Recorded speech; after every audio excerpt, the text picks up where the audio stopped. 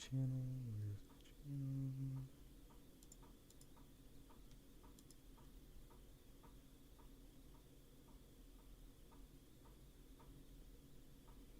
Okay.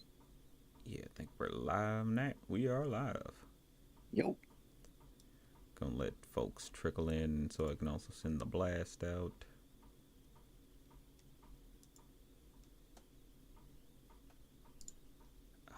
Copy link. Okay. Where are you, Discord? Let's get this on here.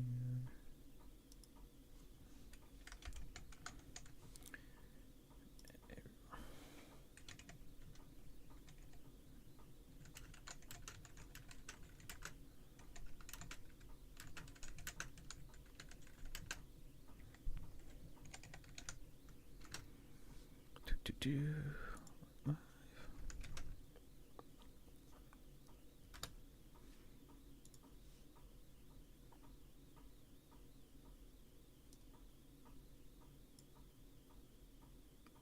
Did that go through? There we go. I'm about to say. Thought that thing didn't go through, so I'm.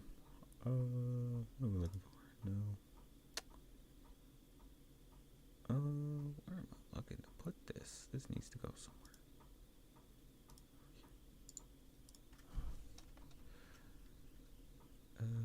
Now I gotta put the blue sky. Shout out. Blue sky. Oh yeah, Glenn. Do you use blue sky? I'm trying to remember. I have it, but I don't really use it that too often. I have it though. Mm-hmm. I'll check in there once time. Probably I mostly just go there to look at art Nah, that's stuff. I got fair. some friends on there who mainly use it for stuff, so I'll share their shit out if I can. That's fair. That's pretty much how I use it, just for the art, just promoting stuff. Every occasion, posting some Yeah, memes and I stuff. got a blue sky. It's just if yeah. Hard to recommend it too hard for people, especially Yeah. with because this thing, that damn website be falling apart. See, just a little bit. Yeah, I've heard some weird stuff about it. Just as Yeah, it's because I'm still it's on Twitter, so I can't really say much. yeah. I had to leave that shit. I get that. No, I get that. I, Absolutely. I'm like, I'm done with that shit. It's too No. stressful, and honestly, I got to make a call out about that shit because it's like No. I don't got Twitter, but somehow I keep getting stressed out by Twitter because everybody got to tell me what the fuck is going on Twitter. I'm like, why? I ain't asked. I did not prompt this. Okay. Oh, we're live talking Invincible 3rd season.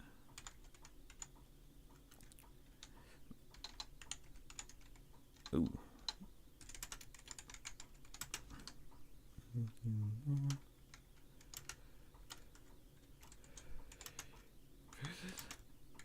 Acme.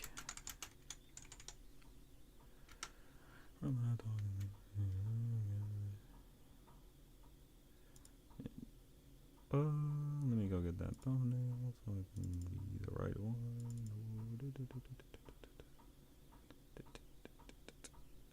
There we go.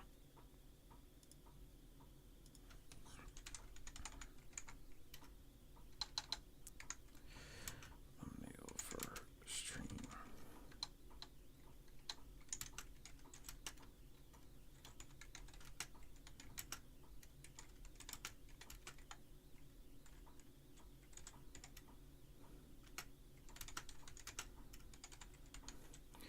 Okay. And just letting folks.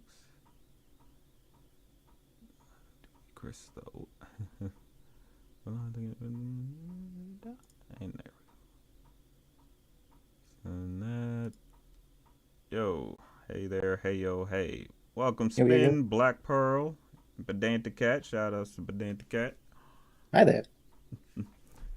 Just letting everybody trickle in like usual. How y'all been? It's that end of the month. How's everyone's April's been?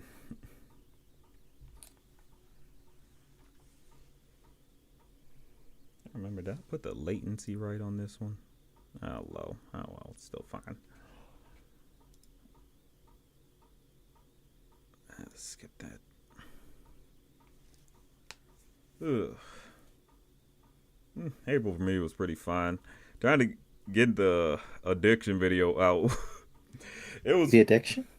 it was a new video I made talking about like addiction in cartoons, like Oh certain yeah. episodes, like Chocolate Boy from Hey Arnold, or uh, Linus with his blanket. Yeah. Like getting that video out, like it's so funny. Like it was fun starting it up and everything, and trying and coming up with the idea. I was like, man, I'm gonna have some fun making this. Then the but then like a copyright claim hit one of my videos, and Ooh. that just knocked the winds out of my sails. I'm like, fuck. Like it sadly went to the goat video, and I'm like, oh, just as that video was taking off too. I'm like, okay, yeah, that's fun. But ugh,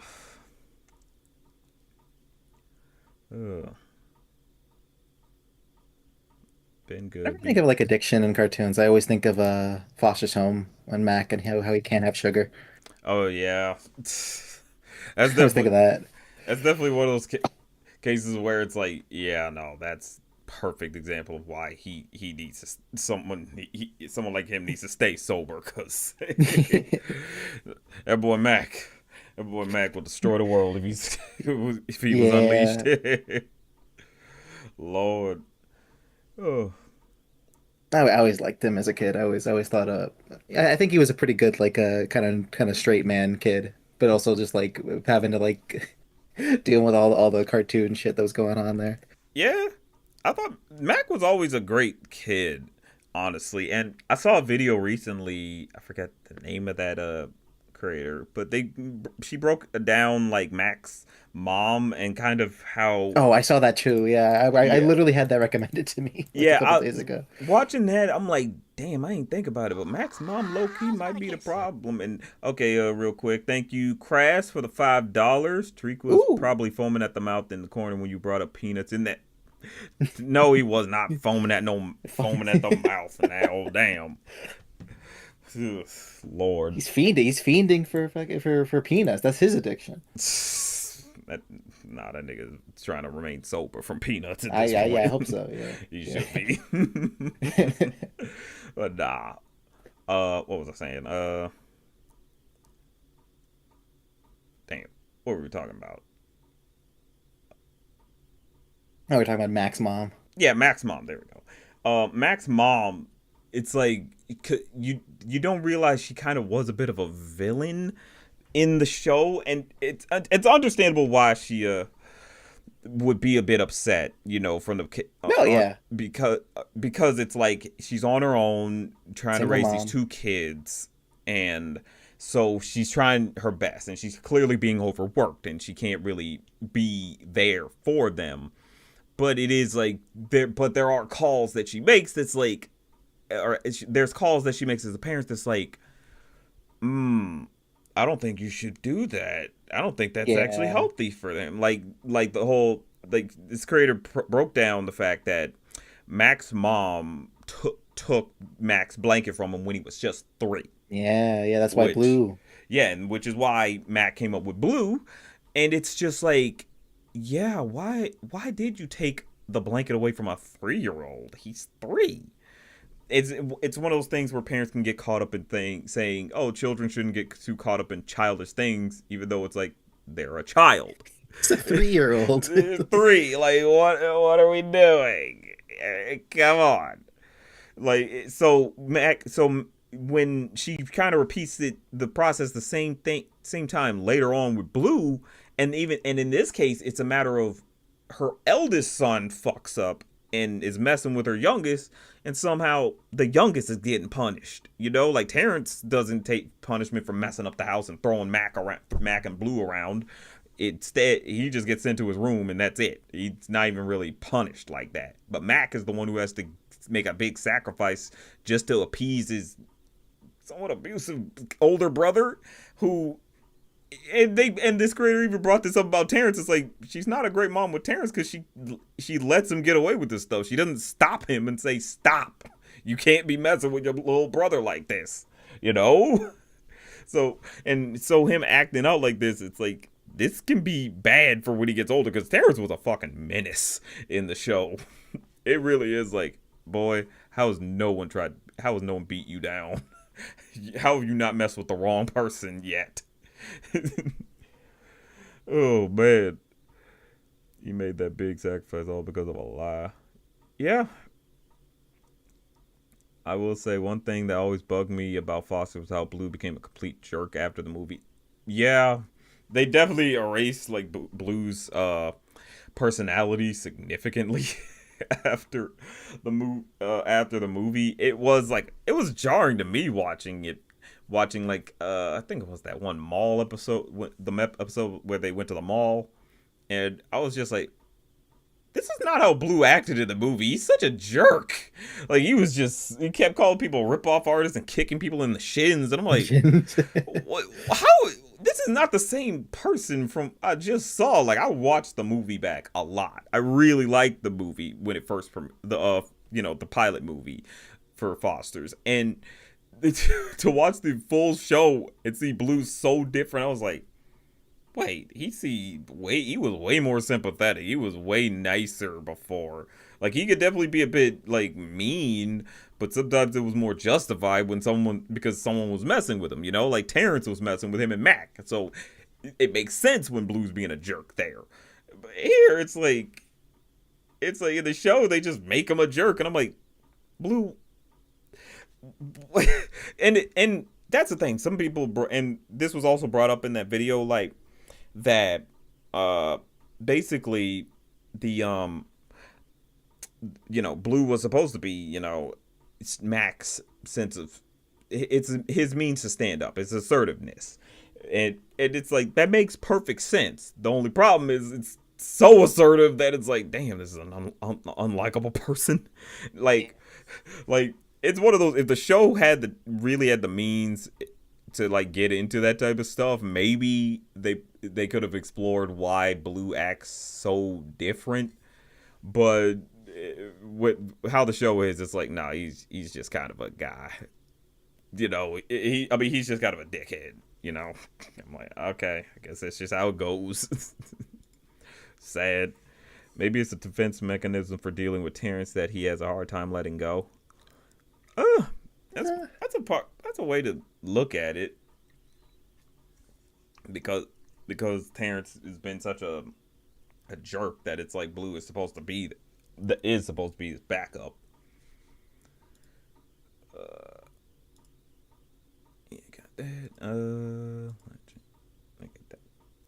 I think Mr. Erner of all people summed up the change in character best. I'm trying to remember what that specific video was. That was like so many years ago when he might have said it. But I'm pretty sure he was right, because I remember the Foster's videos when he would like clown Blue. He's not. Ugh. The world of Foster's is actually pretty dark, so that's crazy if you think about it too long, given how people can just create life with thought, but also be kicked to the streets. Current thoughts on Inner now? He's chilling. He's just kind of chilling. I did remember that part where I did say, "Oh, it's the end of Mr. Enter's era," but it's like, he's just chilling at this point. He's calmed down, I think, after that that one turning red incident. It's like he had to figure out, it's that era's over with. The over the top angry era, it's over with. It's done. Time to adjust, and I think he's adjusted by this point. Wasn't it because of damn out of touch execs the reason the animation industry is a fucking mess nowadays? The reason why they wanted Blue to stay the same and be even more jerky? I wouldn't know that. I wouldn't know if the execs were the reason for Blue's personality. But yeah, at this point, he's just kind of in its lane. Yeah. Yeah. Let's see. I was saying one thing. Yeah, that turning red thing really was the last time I've heard of that guy. Damn. It was so many years ago. It was. It doesn't feel like it, but yeah, it was. I mean, 3, whatever, when Turning Red came out. Even man, time is passing way too fast. Damn, was that 2023 or 2020? Yeah, or maybe two. It's No, I two. think It's it was Craig. 2022. Yeah, no, it's 2022. Yeah, Hey, 4 years ago. Oh my God. sheesh. Somebody went through high school and that happened. Ooh, God. I heard he's gotten better. He reverts sometimes. He wanted Clarence gone after his review of the show. He retracts his opinion on Turning Red. It's been 4 years since Turning Red came out. 4 years. Damn. 4 years. Yep. You know what Craig McCracken show is criminally underrated? Kid Cosmic. That show deserves more attention. Blame Netflix. They never wanted to Yeah. advertise these shows, and they sadly went. There's gonna be so many like Netflix shows that are gonna be. This is why you never heard of this Netflix show. There's gonna be so many video essays going over that in time. I guarantee it. Oh my God. Kid Cosmic was the GOAT. It was a great show. It was fun. Like, I can understand what some people might not like Kid himself. He's kind of he's a kid. Like, Kid is quintessential kid character. And Yeah. so he could be a lot, but you can kind of you can kind of understand his personality a little bit by proxy of like you think of his situation he's in. It's like he's really trying to make the best of being in a desert town with not a lot of people in it. Not even a lot. There aren't even any real kids his age. He's got one kid who's a 4-year-old. That's it. So he really. So you can get he's just being energetic because it's like, yeah, he's in the middle of nowhere, but it's still, but regardless of anything, I think that's what helps make him a bit endearing is his situation, but also just he's a fun character. You can get into him wanting to be into aliens and superheroes and all that as a kid. So, but and ultimately the idea itself is just fun and creative. Like, and also it looks great. I love that. I love the sketchiness of that show. I love that more stuff or more shows or anime shows are starting to adopt the whole sketchiness angle to their art styles. Of course, they do it their own way, so it's not 100% all. They're not all copy pasting each other. They try to keep it unique. But I think what they did was pretty good, honestly. From Cartoon Network, he does annoying things, but he has a good heart. Season 3 twist and Kid Cosmic was wild.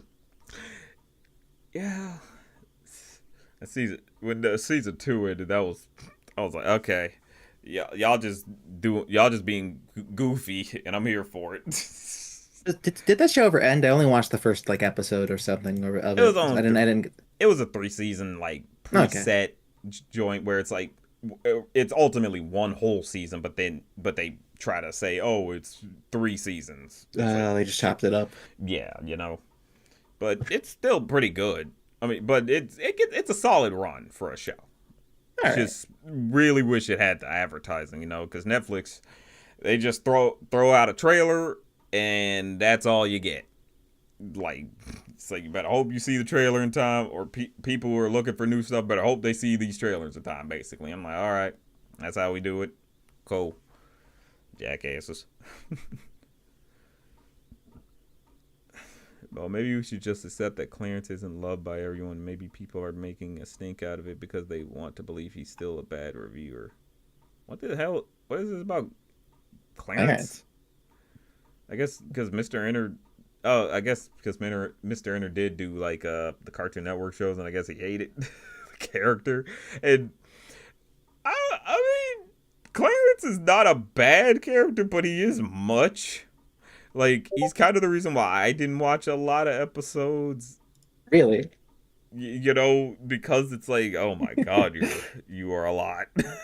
Yeah. I mean, when I watched it as a kid, I was like, oh, this is like a fun little thing. But I think I rewatched a decent amount of it, because my friends were just watching it, like a couple years ago. Man, I don't know that show holds up a lot for me. I kind of love how silly and I don't know, something about how mean it is kind of rings to me. Yeah, I kind of like. that was the thing with Clarence. It's like it did tap into childhood like really well. Like, even It if you did. couldn't get attached to Clarence, everyone else was still pretty interesting as a character. So I can understand people coming back and really locking in with it. you know, or being able to stick with it because it's like there's somebody to attach to. And even then, you can attach to Clarence in his situation where it's like he's a kid with his mom who's dating this guy who clearly wants to be a part of Clarence and his mom's life, you know, Yeah. which is an interesting, which I'm glad that was something they normalized more of. It's like, hey, some people, some parents are going to be dating, and it's not wrong for them to try to date while, you know, they're raising a kid, as long as, you know, they don't neglect the kid. That's a very important thing. It's like, don't neglect your kids. Spend time with your kids if you can. Yeah, seriously. Like, children need to spend time with their parents. They do. Okay. Let that be a lesson from the Man of a Thoughts channel. Okay. Please spend time with your kids. We like incels are born when no one spends time with their kids. Okay. Yeah, definitely. Hell, spend time on shit they like doing. Even if it's something you're not into, just go for it just to be there as support or something, whatever. But I digress. Yeah, let's see. Oh yeah, Spin was like, you're waiting on season two. Spin, you're waiting on season 2 of Gentry Chow and Invincible Fight. Oh my god. Oh, you have good spirits to you, Spin. You have very good spirits in you. That was another one I kept meaning to go get to because I remember I saw the trailer for that because I went to the Titmouse panel at Comic-Con and that was really neat. Invincible Fight Girl or Gentry? Gentry.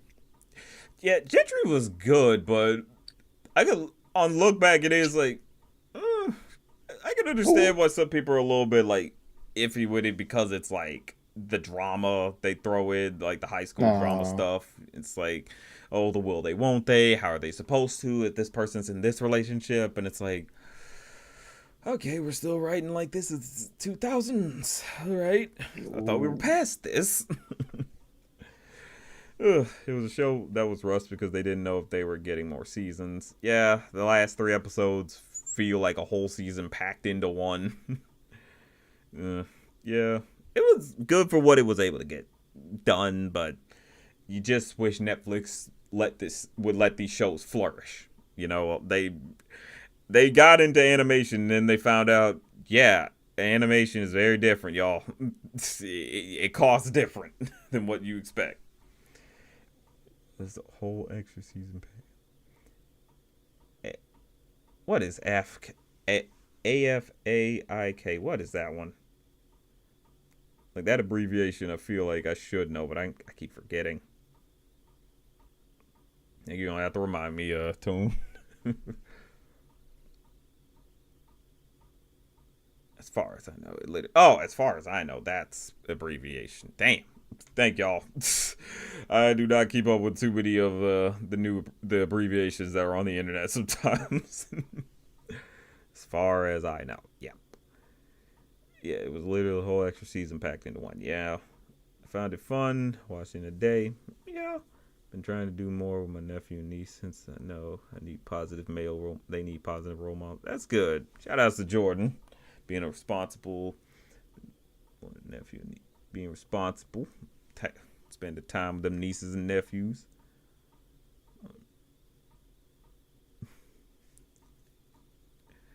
Okay, but I think we can start getting into some news since most people are here now.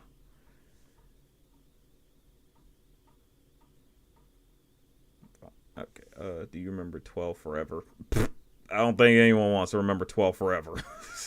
Womp. I don't think we need to be trying to remember no 12 Forever, man. Ooh, no. Oh, God, no. No, no, no. No, no, no, no, no. I don't know. We should be trying to remember that. Especially with Fired on Mars. Yeah, that was a tragic show to lose because that was so interesting. It's so good, but sadly a one season wonder. But let's get into some news. We got something with Nickelodeon where Nickelodeon is animation studios being folded into CBS as Alec Botnick takes over. So Paramount's upheaval at the top continues to impact the company's subsidiaries and Nickelodeon's animation division, which recently saw the departure of Ramsey Naito as new boss and long-term executive. Alec Botnick, who has been elevated to a president of Nickelodeon Animation as the unit is folded more tightly into CBS Studios. This is pretty much them saying that Nickelodeon is more just going to become another division of just CBS now. It's not going to stand on its own like it used to. Let's see. The move confirmed an internal is also held while current co-head. More notable than the individual movements at the company. Executives come and go. After all, it also resembles what we saw a few years ago at Warner's when it once dominant TV network cartoon was folded more directly into larger corporate structure. Which, yeah, we all saw what happened with Cartoon Network. They sadly, what new shows can we really name coming down the pipeline? We got the cartoon shorts, but even that's not even on Cartoon Network's like website channel.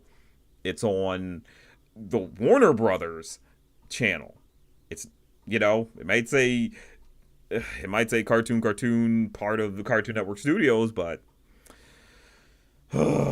so yeah, I mean the writing kind of was on the wall with Nickelodeon when you think about this, because what does Nickelodeon really have to showcase right now? Like, they got SpongeBob and some Loud House stuff, and that's really it. Like, they got there's Teen Nick, but even there's no new shows on there. There's just reruns, right? And Nick at Night, I'm pretty sure again, just reruns. They tried to be original with that Glenn Martin DES and Fatherhood, if anyone can remember those shows, but didn't go anywhere. Nick doesn't have much aside from the Sponge, and Loud House is about to end. I don't know if Loud House is about to end. I did hear about that, but there could be more episodes, a lot of episodes down the line with Loud House. But I don't know. The merger sped up the death spiral. Yeah, Nicktoons is practically diseased. Yeah, that's right. The secondary channels aren't even really doing hot like that. Like, have you seen like Disney XD? That thing, they got whatever running on that channel at this point. And Nickelodeon, it's so sad because it's like just not that far ago they had something really good with the new Fairly Odd Parents. I mean, yes, it was a reboot of one of their older shows, but it was fresh enough to be something to call people back into Nickelodeon, to show some intrigue. And it seemed like they were on the rise by trying to get Avatar Studios pumped up, but what happens? Avatar leaks, and now we're just waiting on that to finally drop in October, because they're not about to release it early. I don't think they're going to. So, oh boy, it's one of those. It's just sad to see. It's like these were major pioneers of like the entertainment industry, or the animation industry, and for capitalism to pretty much just run amok on these things. I mean, honestly, what it just means is more people push for indie stuff. Is what this all means now. It's because this type of stuff, all it is going to make them focus on franchises. We're not going to see a lot of new originals coming from Nickelodeon for a good long while. Might not be saying the only originals in Cartoon Network's giving us some originals. Whether or not they become shows, that remains to be seen. we don't know. Flying Bark Productions might be cursed, bro. I think the only successful they have was Monkey Kid. Yeah, and even that was successful in another region. But even then, they're not even working on it anymore. I think after the third season of that show, they were off of it. So yeah, I don't think that. Yeah, another reason why mergers suck.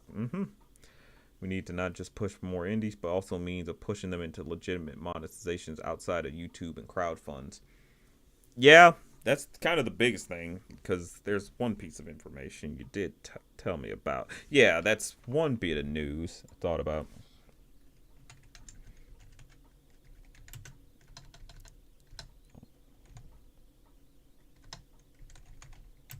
Uh,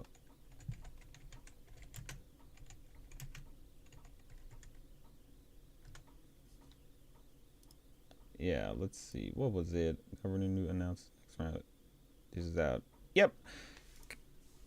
this is one bit of news that was pretty good for animation in California. Hello? What the fuck? What? Who are you? Women in I mean, okay. Okay, I guess. Just go hit me with that. Oh yeah, Glenn, I just realized I did not give you a screen to look at. You were just looking at nothing, hearing me rambling. No, no, I was watching the stream. Don't worry. Ah, It's all good. all right, but yeah, but California has done a TV tax credit, and this is going to the film industry, helping out, especially a lot of animation. As one one production that's getting this, I think, was the new Toy Story. Like they're getting about 22 million from this. It's a Jeez. yeah, it's a good way to really help the arts more because it's like yeah, private private donations can only go but so far. So to have more local government incentives and such, I think that's definitely something that can. I mean, that's definitely something that will help a lot of indie productions, especially those that can make it clear. No, not Toy Story 5. Simpsons movie. You're right. Simpsons movie 2 that got the tax credit, not Toy Story. Simpsons movie 2, which I'll admit is a little crazy. It's like, really? That's a little wild. It's like the Toy Story. It's like, I will. That's one of my little bit of criticism here. Is like, can we give it to non-franchise stuff? You know what I mean? Nothing that has a sequel, or nothing that's a sequel of some sort. I mean, don't get me wrong, it's cool. We're getting finally getting the second Simpsons movie, but I don't know, 22 million for that. I'm like, damn. I don't know if they make the 2D animation look really good, then. But regardless, this is something I think will definitely help way more people, especially in the animation industry, in terms of trying to get their projects made. It's like nearly 2 months later, we are finally seeing the fruits of that labor. The California Film Commission on Wednesday released the Lucky TV projects that are among the first to be approved for sales tax incentives since the new program amendments were officially adopted. Now, this is mostly for TV, but there was one. Yeah, you said Simpsons movie. So.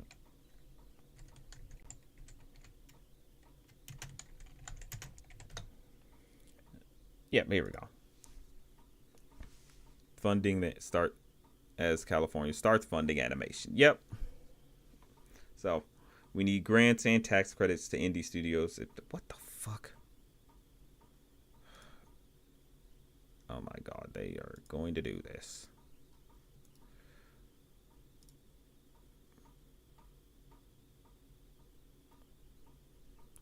I don't know if that. Okay, y'all get the point though. It just they messing with me, but yeah, more go. I would hope this leads to more states, like it's because that's the biggest thing. Like Hollywood is low key screwed over a lot of other states and making people believe they gotta go to California to be in the industry, even though it's like there are other places that are very much good for getting into film without having to, completely uproot your life like that. But regardless, it is a case of like this is something that I think more states should adopt so that way more people can feel incentive to get into the arts in like in their states and their cities, Can Mamdani please start giving New York animation grants to revitalize some of that scene? I mean, really, they could really go for that. Like, That'd be nice. I mean, studios there, he's like doing a lot Titmouse so is there. far.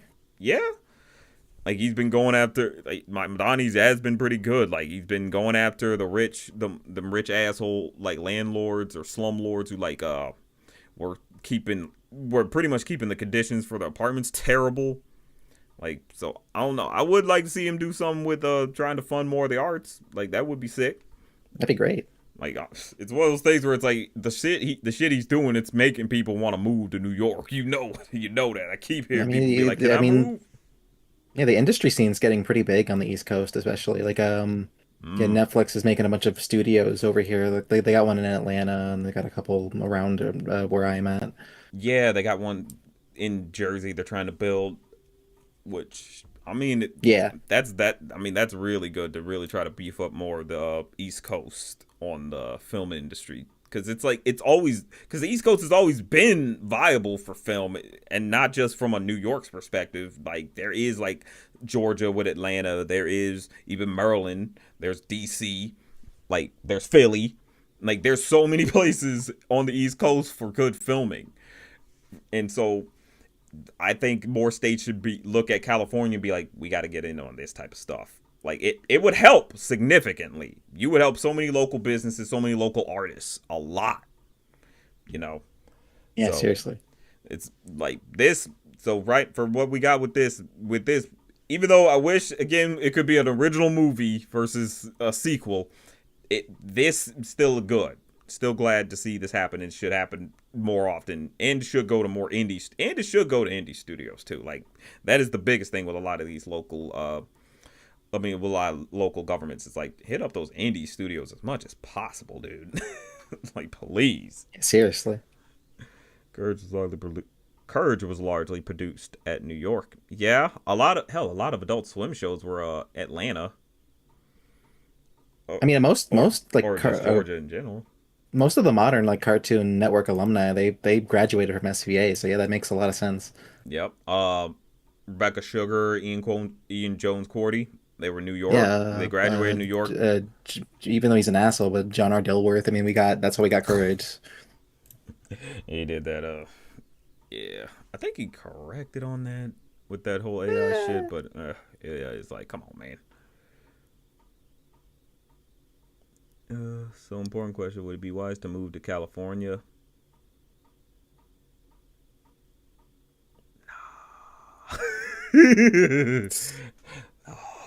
I mean, depends on you and what if you have a safety net. That's what I'd say is like if you have a safety net, like you have family that you can fall back on to make sure to catch you if things go wrong or something. If not, then I'd hold off on trying to go to Cali right now. If anything, Yeah, I again, it really is like I'd say look more into the East Coast. You know, when it comes to this, when it comes to the film industry. yeah. I have too many friends who have moved to LA and are just kind of like they either got into the industry and just were either spat out or just kind of hated it. Yeah, they kind of just regret it. So Yep, I visited. It's nice. It is I really mean, nice. it's fine. I've been to LA like one time. I didn't really care for it myself, but it's like it's fine. Hmm. I don't I The personally wouldn't want to them live there, but prices, I mean them I might have to. prices. Yeah, yeah. Oh, oh yeah, no. But I think if anything, the East Coast, it's making some moves, and I think it's something to keep an eye out on. Any, Certainly. especially, and honestly, I would say more fans of like indie should talk to their local governments and really try to push for Oh more yeah. indie stuff that you see to like get produced somewhere or to like get Yeah, seriously. some money or something. You know. Oh, I'd move to LA. I would love to live here because all my peeps are there. That's fair. Like Yeah, if you it's good. got It's good you friends got there, company. Yeah. correct me if I'm wrong, but isn't Kinsey Studio based in New York? Yeah, yeah. For Towards Galaxies, and it's in New York. They're in New York. Love Letter Studios. Half of the time, California is literally on fire. Okay, yeah. But again, that's why it depends. If you got a safety net, then sure. But if you don't, I would avoid trying to go out to Cali like that. I know a lot of artists who personally live in New York and are at SVA. Hmm. Yeah, no, but SVA is a good college. Yeah. I used to I never went there, but I my grandma used to live there, so Ah, I got to kind of hang around that neighborhood a lot, and it was kind of nice. They're definitely a good spot to do, and I got a friend who just graduated, and yeah, they're doing pretty well for themselves. that's good. Yeah, Oh, but mostly doing like indie stuff, but still like that goes a long way. yeah. I mean, in this day and age, it's like indie is kind of a big move now. I mean, it is a case of with indie, you got to build yourselves up now versus back in the day when the studios would give you advertising, you know. But now it's like build yourself up, make that YouTube channel, start making small little bits and pieces to like keep people interested in the thing before the next episode or something. Do something at this point on your own, because the studios, the agencies, they're out to lunch at this point.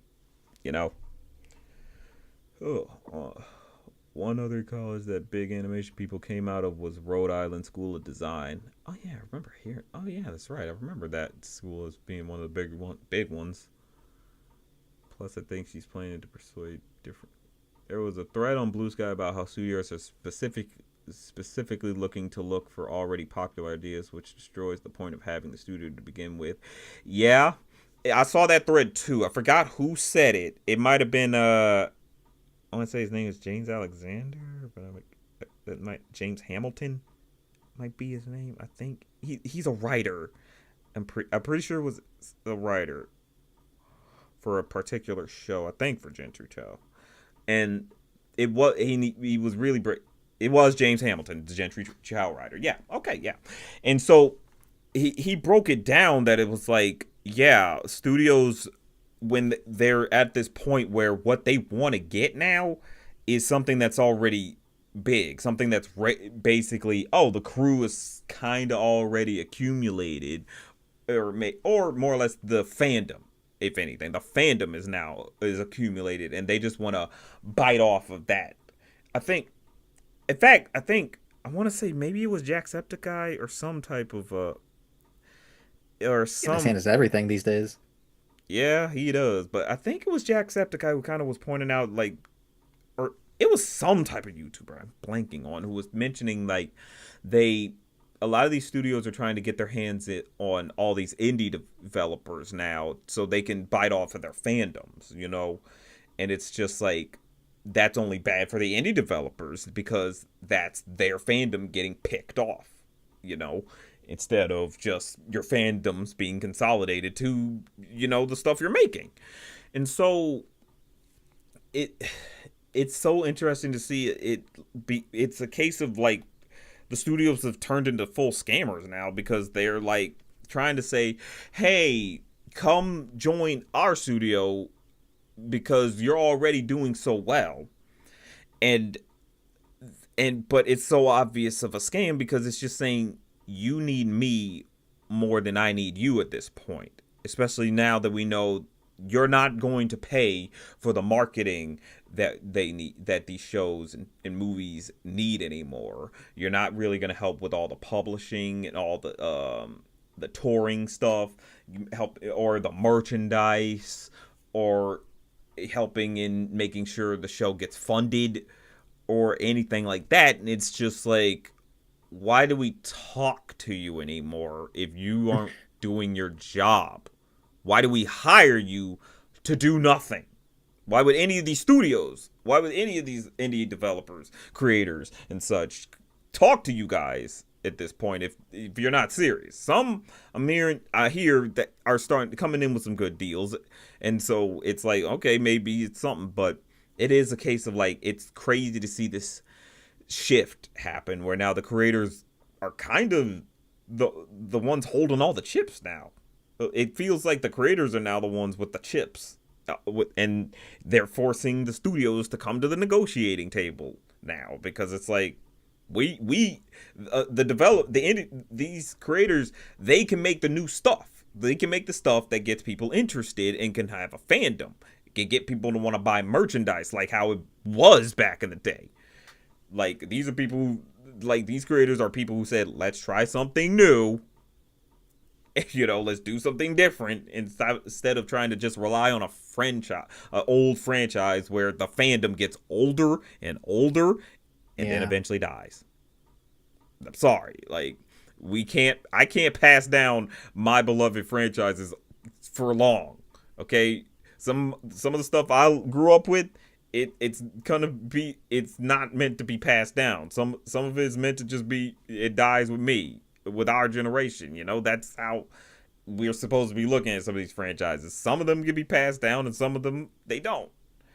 So you got to make way for the new, and studios kept getting cold feet every time they tried something new.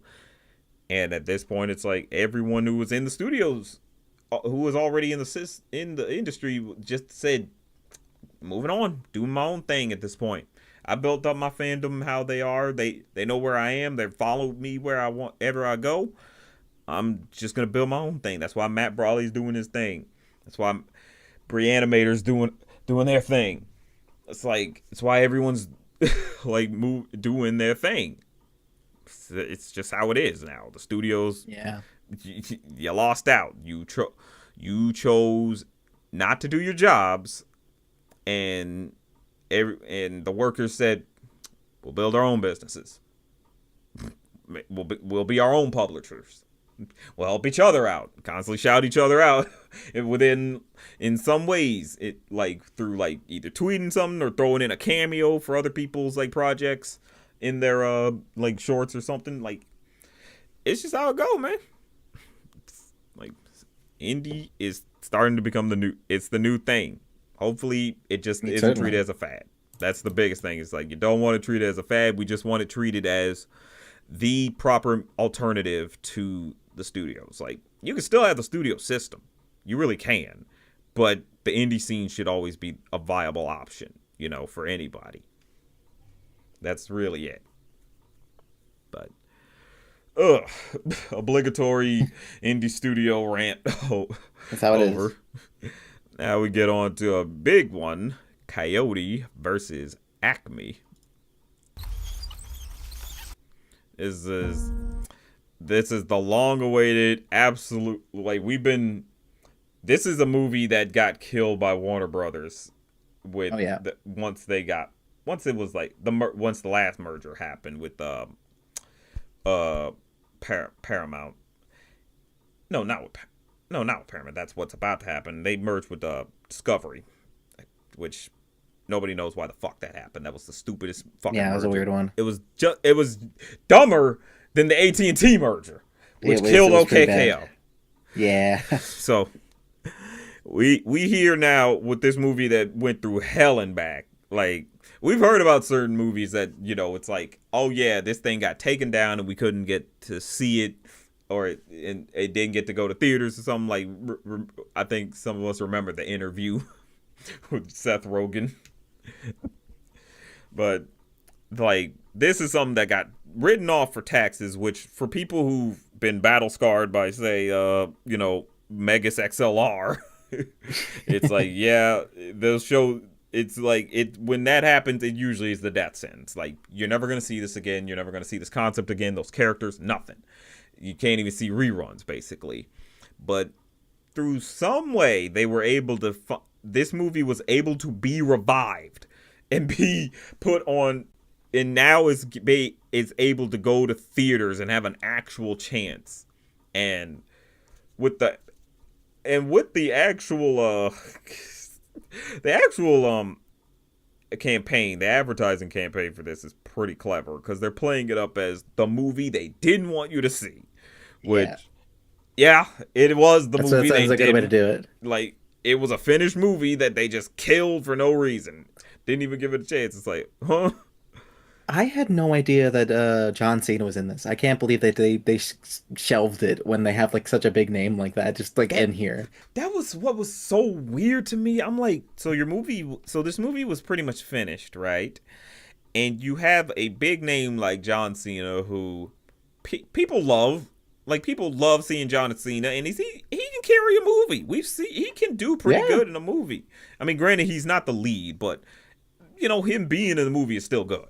So it's one of those questions to ask. It's like, why would you shelve this? It's like, people have been kind of clamoring for some more Looney Tunes, and it's, from what it seems like from people who were able to see it. To be fair, these are people who work in Hollywood, so but it's not. But these are just people who watched it, though. It's not like these are people who worked on the movie. The people who just got to watch it, they were like, yo, yeah, it's good. It's pretty good. So, I don't know, man. I always stand by studios and capitalist fools who run them, or like companies in general. All these capitalist jackasses who run them don't know how to do capitalism. Ugh. I'm praying that this movie succeeds at the box office. that's the biggest thing I want to say about Coyote versus Acme is that they need, like, y'all need to show out for this, okay? It'd be crazy if nobody ever showed up to see this movie, or if barely anyone sees it. I get it that, like, like the day the Earth blew up, it did I think it did It did, moderately well for itself. yeah, I think it made its budget back, and that was it.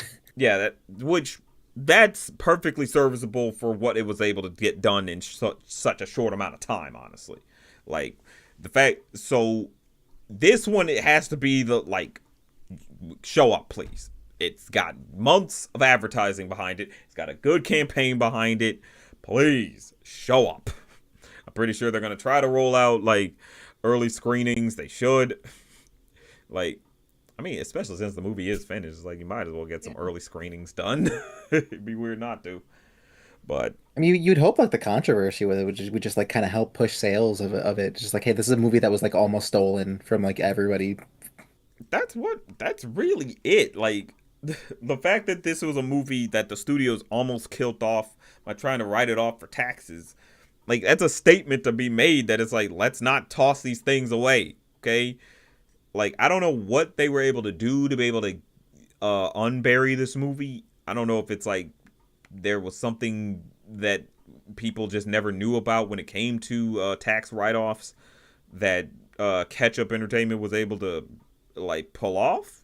I don't know, but, like, it's just great that it's finally, that we're going to see this finally. The fact that it has a whole ass trailer, and it's funny. Like, I laughed at this trailer. I was like, yeah, this is gonna be good. This is gonna be a funny Looney Tunes movie. Animation wise, they are doing that trick of, like, yeah, you know, cell shaded to a cell shaded 3D model to look 2D. You know, it's that it's like how the Rescue Rangers live Yeah, the action rescue. movie. The rescue. Yeah, it looks better. It looks a lot better than Chip and Dale um or even Tom and Jerry. Like both of those like kind of like don't look very good in comparison to this. I think this one's at least trying in terms of its stylization. Yeah, I It's think, it's definitely jarring to see a lot of these characters in 3D. Like even like considering like Space Jam or something where they kind of did like a blend of both. But like, oof. yeah, like, it's not great. Like, ideally, you want the you know, the 2D animation style, like how, like, Who Framed Roger Rabbit would do it. But uh, the sad part is that it's kind of becoming more It's and more of a lost art form. it's a bygone era at this point. Like we're never, yeah, that is like It's literally this would have to have been worked on for like a decade or something. Yeah, like, make them spend a lot of time and money to, like, really get the 2D animation down in this day and age. So it's like, yeah, to spend that type of money, no studio's about to do that. They don't want to risk that. But for how it's like, but for how it is, it's like, it still looks fairly good for Yeah. itself. Like,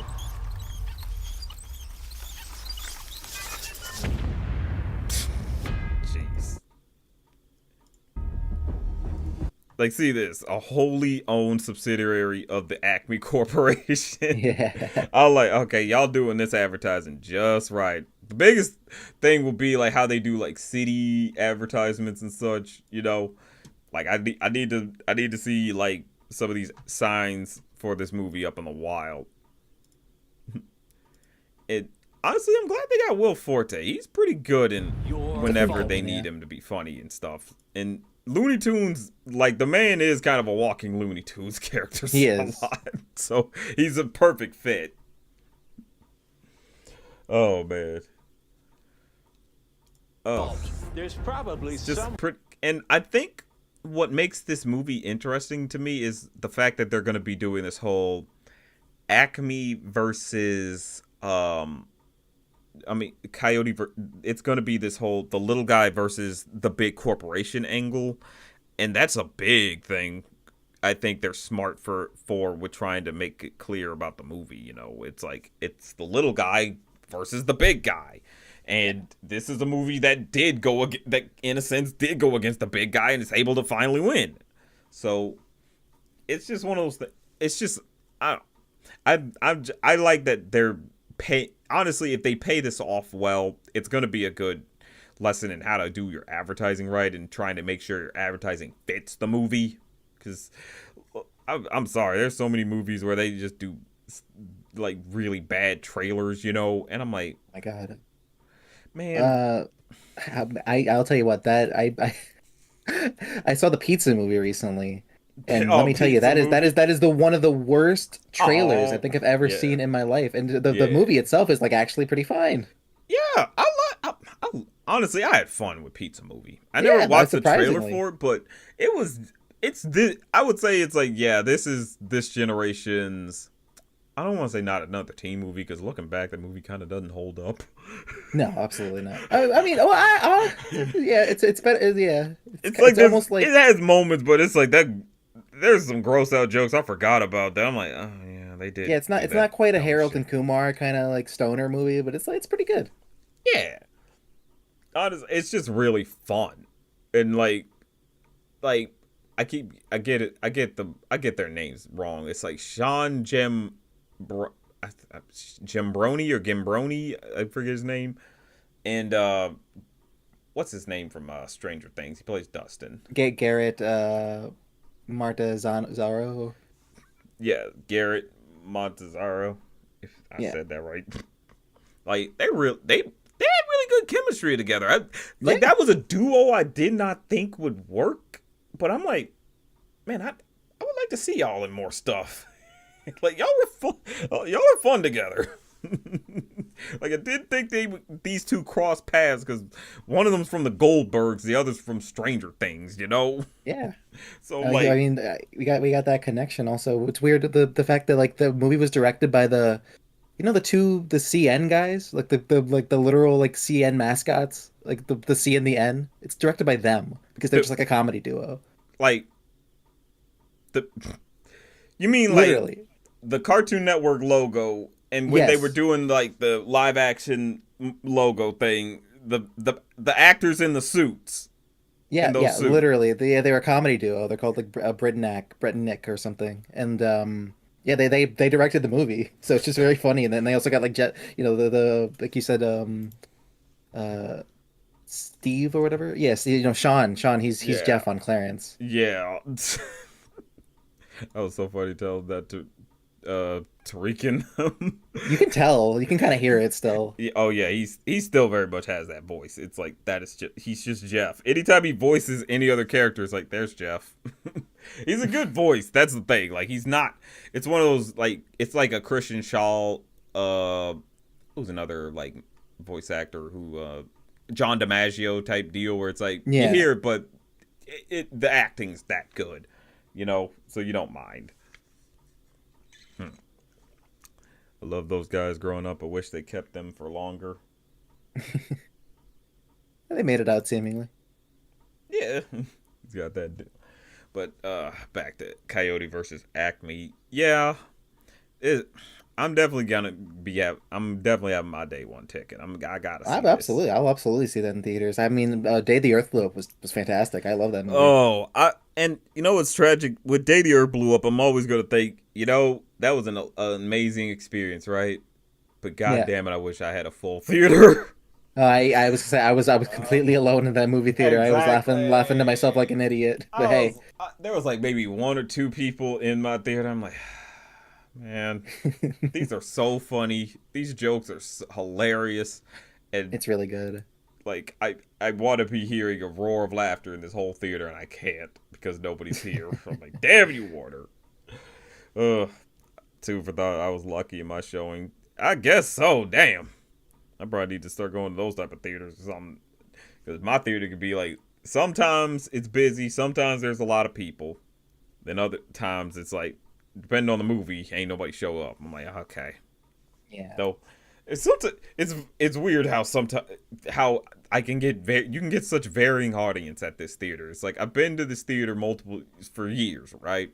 In some years I get, I mean, in some show showings for certain movies, it's like, okay, this is this audience and this is that audience. You know, like I can go to Sonic and it's like that's gonna be filled to the brim with kids. That's gonna be filled with teenagers who love Sonic, of course. Then and then I go to something like the new Spike Lee joint, and then there's all these black folk who show up who I'm Yeah. like, wow, I definitely didn't see you here like last week when I saw this fucking I don't know Project Hail Mary. Yeah. I was like, that was definitely more of a white audience than Project Hail Mary. So I'm like, okay, like what is this air? What is this theater? How does this work? Like usually it's a consistent demographic who's coming to this theater, but this is just like, hey man, it depends on what's playing. But at the same time, I think it's also a case of it's kind of the only closest theater in this area, so it's like, Yeah. well, there used to be another closer theater, but didn't do too well. Uh, He is reckless. But yeah, We all know who's responsible. And I know it's like, it's gonna be interesting with them trying to sell this with it being a lawyer drama, like a procedural, yeah. yeah, a courtroom drama. But I don't know. I mean, hell, people love Daredevil, but then again, It's true. people get beat the fuck up in Daredevil. So Yeah, well, yeah, especially the new Daredevil is just pure like we need to have an action scene in every episode. Where like the old show was just like, yeah, you'll be lucky if you get like an action scene every like two. they finally figured out we gotta balance the lawyer shit with the fighting with the punches. Okay. I don't know. I mean, I like that the new Daredevil show is pretty good. I can't even lie. Like I especially the new season kind of ramped things up. I Yeah. really didn't care for that first season, but I don't know. Yeah, it's kind of coming to its own. Yeah, season 1 of Born Again was definitely okay. Because hell, they had to reshoot it multiple times because it's like, well, You you can got tell. Disney wanting to try to force it to fit to the MCU when no one asked for that, and the people making it are like, we'd rather just stick to what we were doing, and also, just we could just mention the MCU stuff, which season 2 is like, this is where we are, where it's like you mention it, you say it in a line, you don't gotta step away, make us step back and talk about and show us teaming up with a bunch of MCU people. We get the team ups where they make sense, especially this season. I love that. I mean, the cat's out of the bag. Jessica Jones comes back and she's excellent. Like, oh man, Very good, very good. so good. Like Daredevil season 2, if you are not watching that, you got to get on board now. I think next week might be the season finale. It's either that or like I think the season one had 9 episodes, and this is like yeah, next is 8, so possibly either the next one or the next one after that. Yeah, but it could also be a double feature thing, like two Could be. Yeah, episodes that'd be of that'd be one. cool. If it was like a weird 2 hour thing. Yeah, but I'm excited to see where they take that one. Yeah. Yeah, we got Coyote versus Acme. Unfortunately, I never had any drive to watch Daredevil or anything Marvel for that matter. You're not wrong. I mean, yeah, it's oversaturated. Yeah. Yeah, there's obviously there's Spider-Verse. That's a perfect movie to like. That's a movie to watch even if you don't like care for Marvel like that. It's just a good movie, but with amazing animation. But it's understandable if it's like Marvel's just not your thing, you know. Born Again season 2 been fired. Meanwhile, final season the boys have been sucking. Yeah, we were talking about that earlier. I'm not sure how the boys is currently going right now. I stopped after season 3. I've been liking it, really. I haven't hated the boys season. I haven't really hated the new season too much. Like, it's fun, it's crazy, but it's a problem of. But it does have this one problem of feeling like, kind of been there, done that, because we're just Yeah. living in reality. Like, whatever joke you're telling, it's already happened in real life. You're trying to make it Mhm. satire. This is real life for us at this point, you know? That's the sad part about it. It's like, damn. And I think the Yeah. creators even said it's like, we really wish we could have gotten this out before the election. It's like, yeah, you would have been a bit ahead of things if you were able to get it out of the election, but Invincible. Me watches Invincible instead. Yeah, we'll get to Invincible. Actually, Yeah, we probably could get to Invincible now since it's just wrapped up.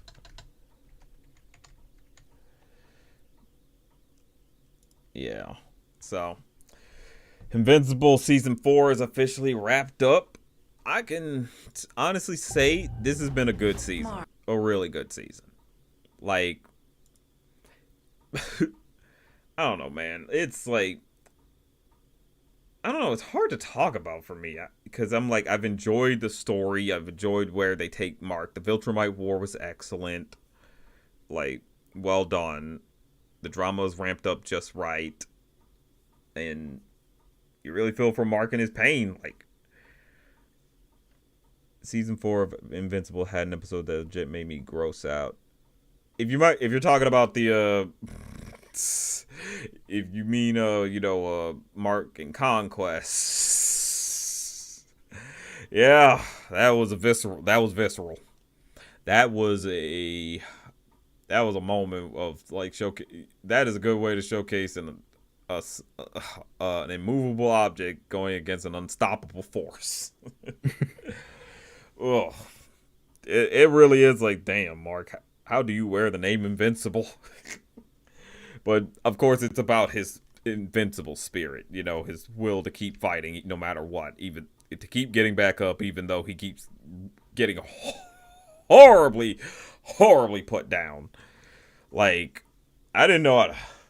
I genuinely was just like sitting there like, fuck, man. What are we doing here, man? Mark, how are you in this fight anymore? How are you okay? How have you not succumbed to like madness? You know what I mean? Like, how have you not gone insane for this type of crap? Oh man. Like, this boy has been through so many traumatizing things, and he's had to do so many traumatizing things to people. I'm not looking forward to season 5, honestly. I hear I haven't read the comics, but I hear there's certain things that I know end up happening with Mark and a certain someone. And it's like, oh boy. That's about the only thing I really know about the Invincible comics, besides a little bit I read. Yeah, and I'm like, hope that's done tastefully. Mm-hmm. I mean, I don't know how it's done in the comics, if it's even done tastefully. I'm hoping it is. I hear it's not handled very well in the comics. Despite it being like a pretty impactful moment, they kind of like, I don't know, they seem to like brush it off, or just like, especially the way that character is kind of like handled at the end of it. Those dude bros are going to be so freaking annoying. Oh boy, yeah, that's what. Yeah, ugh. Trust that it's good. But yeah, season 4 of Invincible, like, this really was a case of Mark being pushed to his limits, pushed beyond the brink, because it's just like everything goes crazy for him. He finally gets back from he recovers from the whole the first conquest fight, but then gets thrown into other shit with this whole squid invasion, and having to be told, you gotta just, I mean, he finally comes to this resolve of like, you gotta just do it, man. You gotta end these people when it gets down to the wire, and he had to do it with someone who was innocent but just infected. He ended up having to take this person's life, even though it's like, it's not all their fault. If you could just kill the little parasite on them, that would make all the problems go away and keep that guy's life spared, But, so, Mark going into the season was already pretty fucked up. He was not coming in with any, like, calm mind. And then, 1,000 different things having to happen with him, especially with him having to go into space to deal with a war, and his brother Oliver having to join him. And so it is, and Oliver is like, you feel for him, you really feel for him. You get that he has spirit, he has guts, he wants to be the hero who does all the right things. And every time it's like the boy, it's like he's somehow worse than Mark.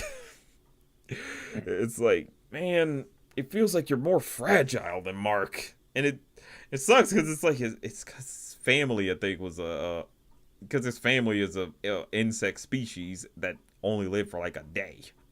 So it's like I don't know. You wonder if that DNA is really is that DNA is kind of holding him back a bit. But at the same time, it's like I'm pretty sure that's the thing that really fucks Mark up is because it's like, but I don't know. But like these boys are trying their hardest, and then on top of that, with the fact that Nolan had to come back to pick up Mark, and of course that's creating all types of feelings.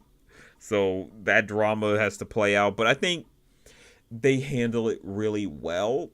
They give enough time to really let the boys like spend time with Nolan to really figure a bit of that where their feelings are on some things, especially addressing Oliver and Nolan's relationship, or in a sense lack thereof.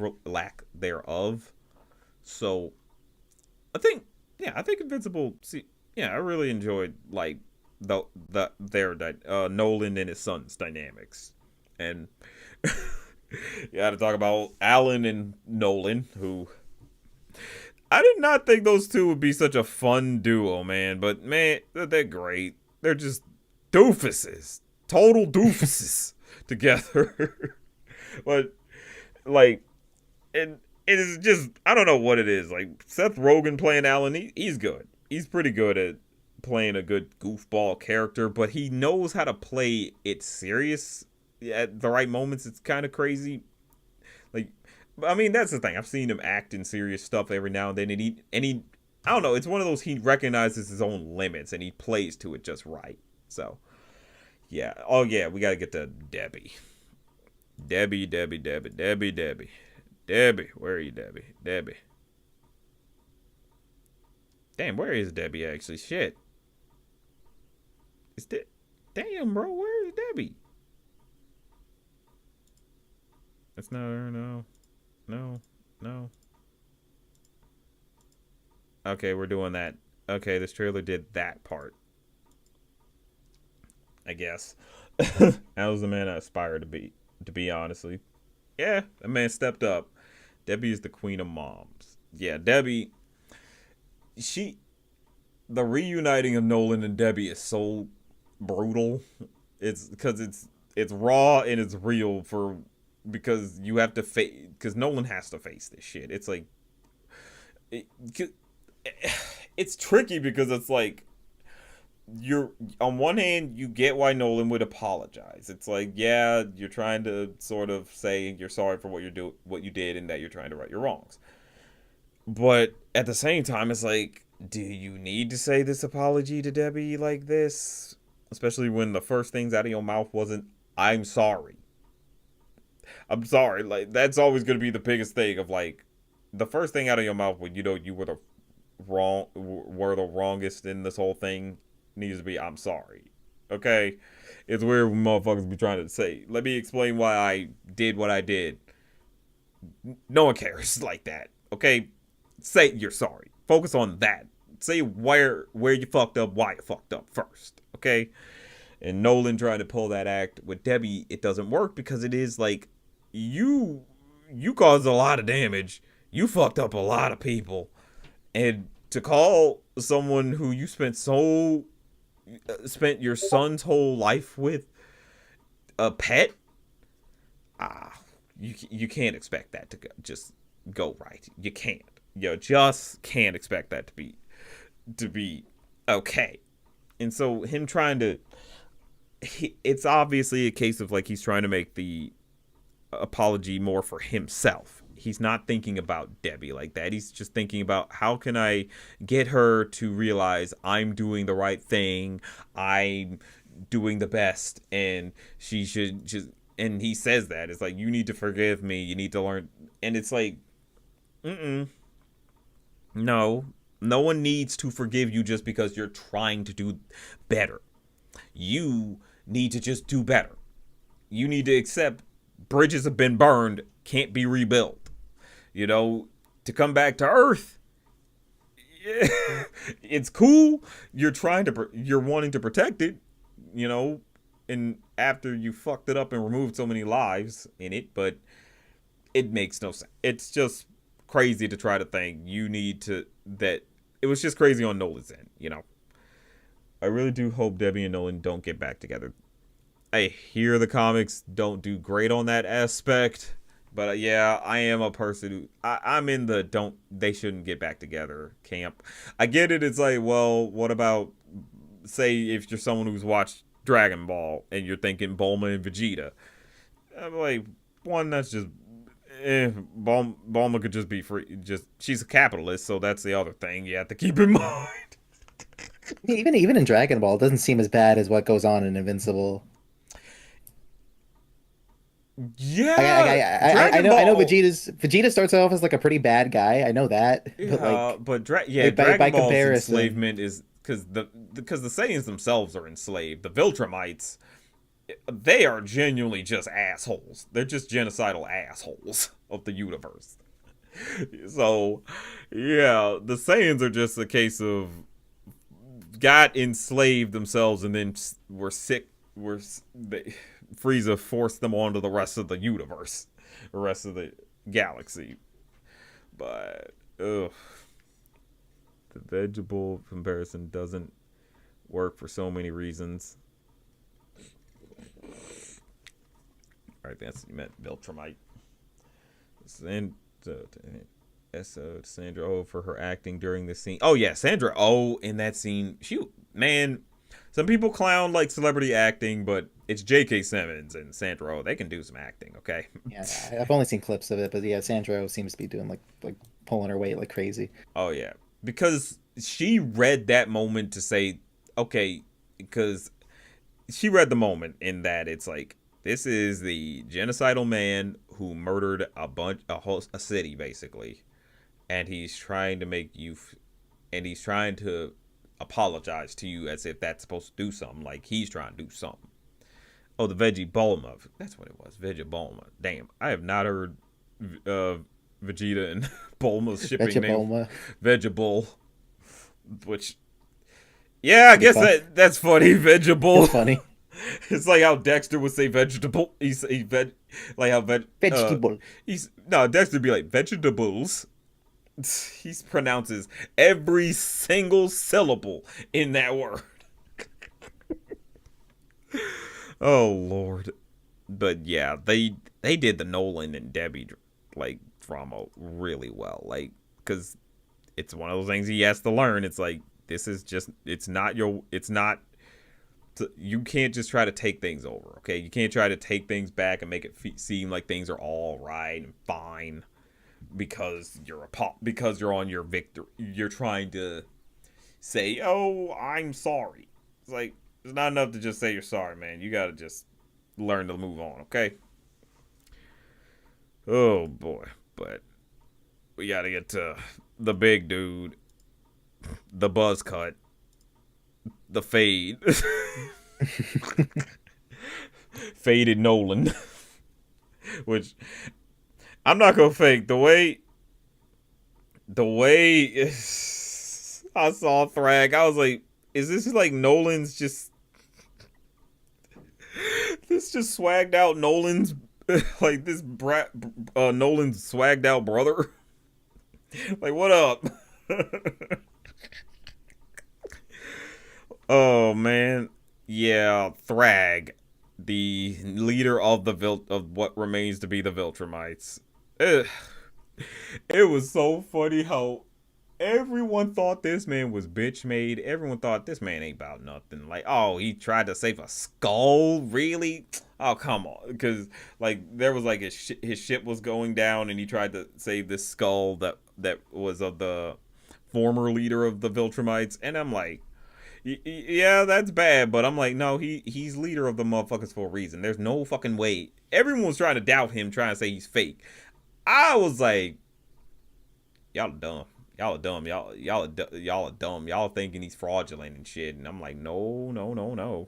He is just waiting. He's letting everybody else do all the work before he showcases he's trying to let everybody else show who they are before he shows you that he's him. Okay? He made it clear that it's like, I'm him, bitch. I am HIM, motherfucker. There may be 5 letters in my word, in my name, but I am still HIM. Oh my God, that man, when Nolan said we make our own center of gravity, Thrag said, yeah, we do. He showed what that looks like. It ain't just flying around or flying real fast. No, that man hits with gravity. Like, his punches have gravity in them. Okay?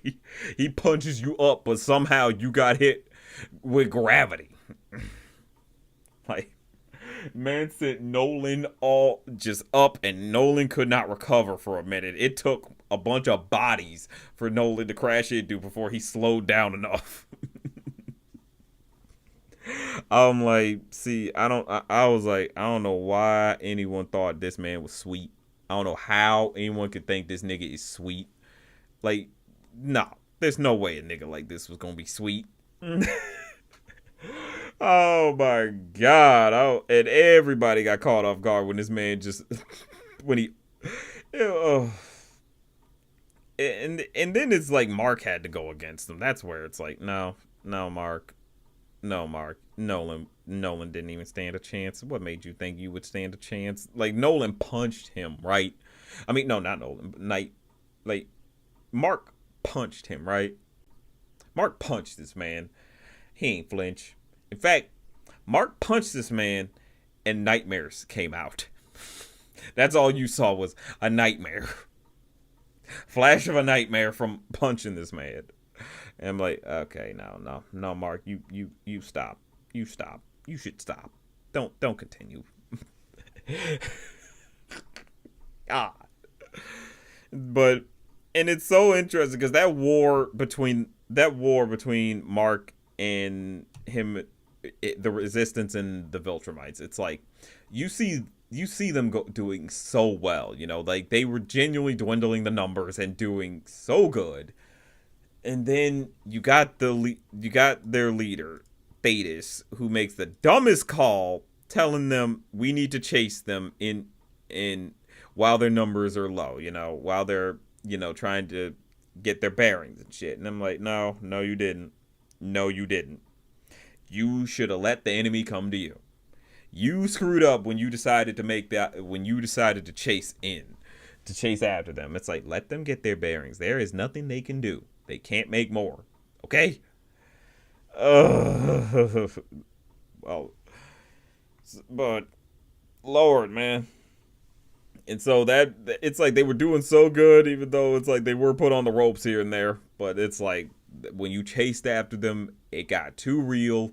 And Thetis decides, oh yeah, let's blow up the Viltrumite planet. I'm like, okay. Like, that was crazy to see. That was genuinely, like, they're really gonna just destroy a whole planet like that. Like, I'm like, okay. And it's funny because I had the feeling, I was having the thoughts of that Thetis was sweet. You know, I was thinking, you know, he's leader of this whole big resistance, right? But was he really about to prove himself? Was he really about to be real? You know, was he serious or is he fake? And man, he is real about it, but it didn't matter. What the hell? It just, we have it. there we go. Damn. But like, he can beat down a good Viltrumite here and there. He can win. He can fight. But Thrag, man. Thrag said, I don't give a fuck. I don't give a fuck you a senior. I don't give a fuck that you a vet. You gotta die. You fucked with us too many times. You nearly wiped us out. And man, it was like all she wrote so quickly. I'm like, damn. I thought we would have had time with Thetis for a minute, but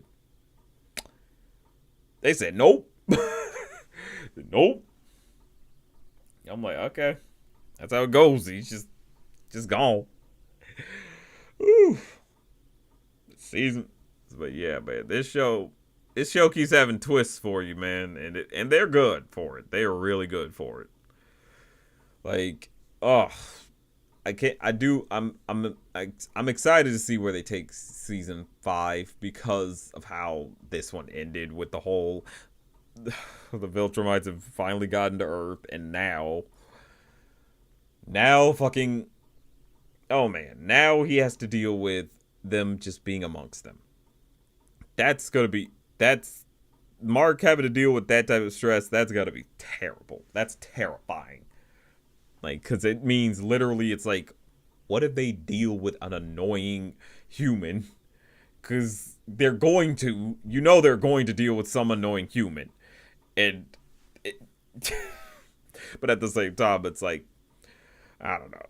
At the same time, it is one of those things where it's like, Mark, it may take a minute for that galactic group to get together, but they're on the ropes. They can't destroy the universe like that because it's like, look, they got all the means to fight you.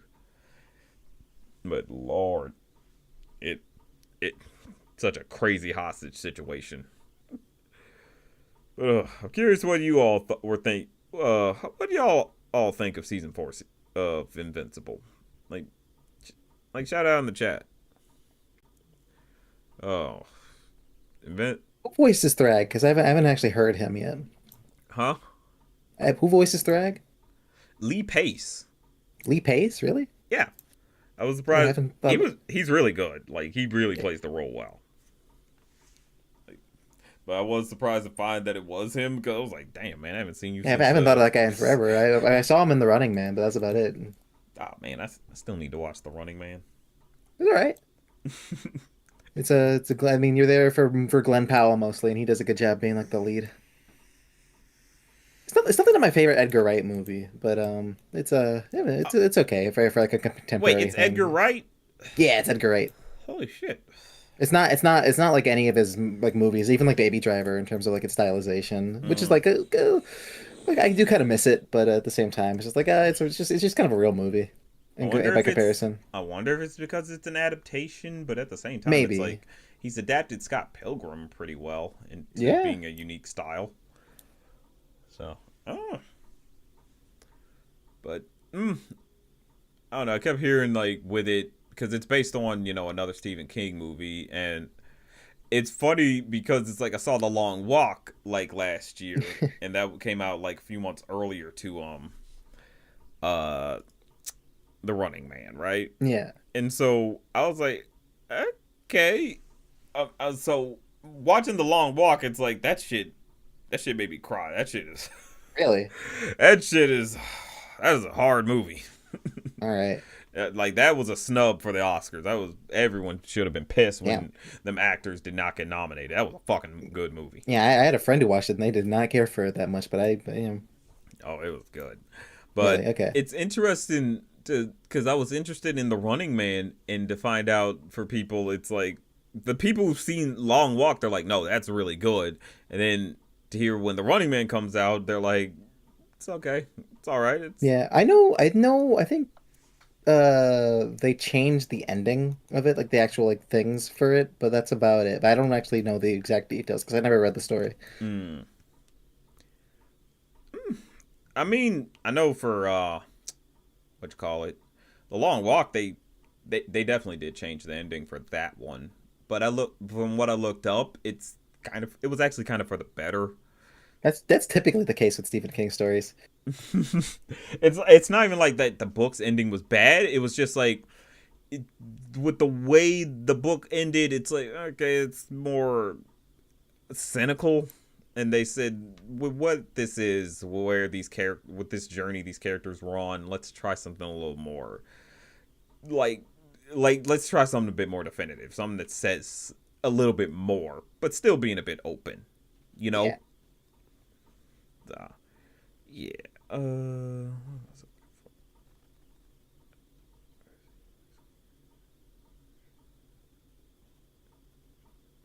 yeah.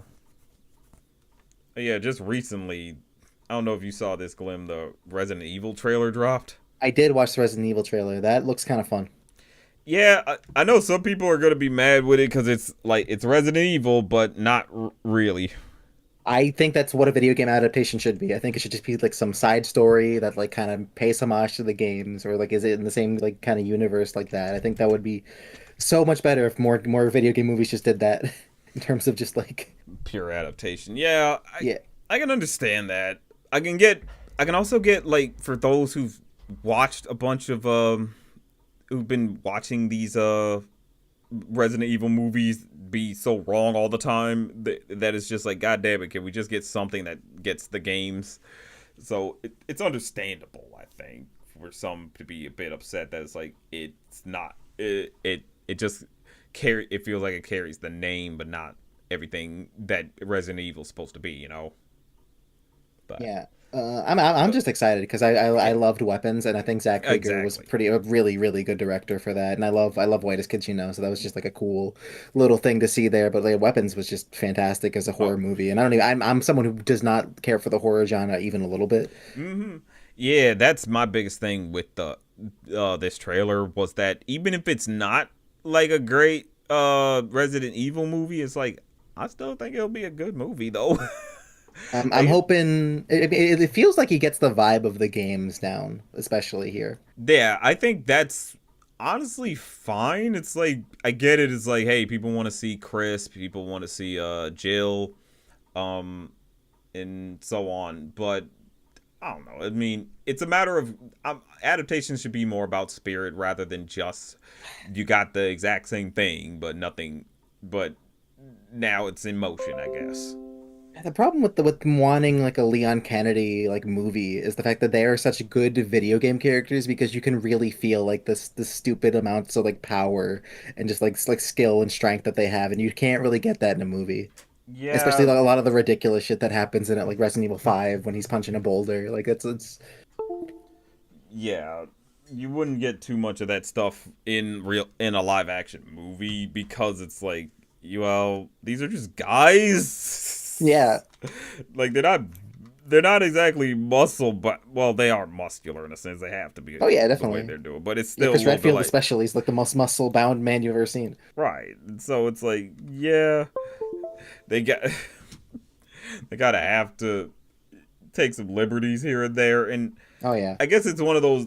And it's one of those things where I think they just wanted to keep the horror element because Resident Evil at this point it's kind of difficult to keep it scary anymore. Oh no, it's It mostly feels just like all the games have just done like a blend of action and kind of like scare stealth kind of stuff. yeah. Even the first person ones that tried to like go back to the old horror roots kind of just ended up being like more of like, hey, I'm gonna shoot the zombie. Yeah. It's one of, but I think with this one, it being something where it's like this is in the world of it, it's a good happy medium as long as again the feel is right there. And I think with the way this trailer is, it's unsettling. Like it Oh works yeah, in a good unsettling way. And honestly, what I really like is that it looks good. it does look very good. Like, I remember the era of like back in the 2000s when horror movies kind of looked weird. I don't know. It's like I don't know what they look. They look weirdly oily, kind of unnecessarily slick. Yeah, it's In very a way. muddy or Yeah, maybe like a little too muddy. clean sometimes. Yeah, I'm like, ugh. But now I'm like, okay, y'all figured out how to do some good cinematography now to keep these movies Yeah, looking good. it already looks 10 times better than any of Yeah, the Mila Jovovich or the Mila Jovovich movies. yeah. It's not somebody we know, obviously, but I mean, hey, ain't this is the one monster that's like, what the fuck?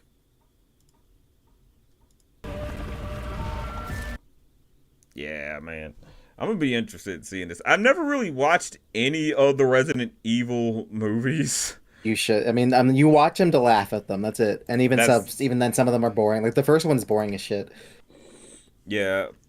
I saw like a video on it, and it's like, oh, it's definitely in that era of early 2000s where they they got some stuff happening, but they really like to do a lot of downtime and characters just Yeah. sitting around. It's like this is a hostile situation, right?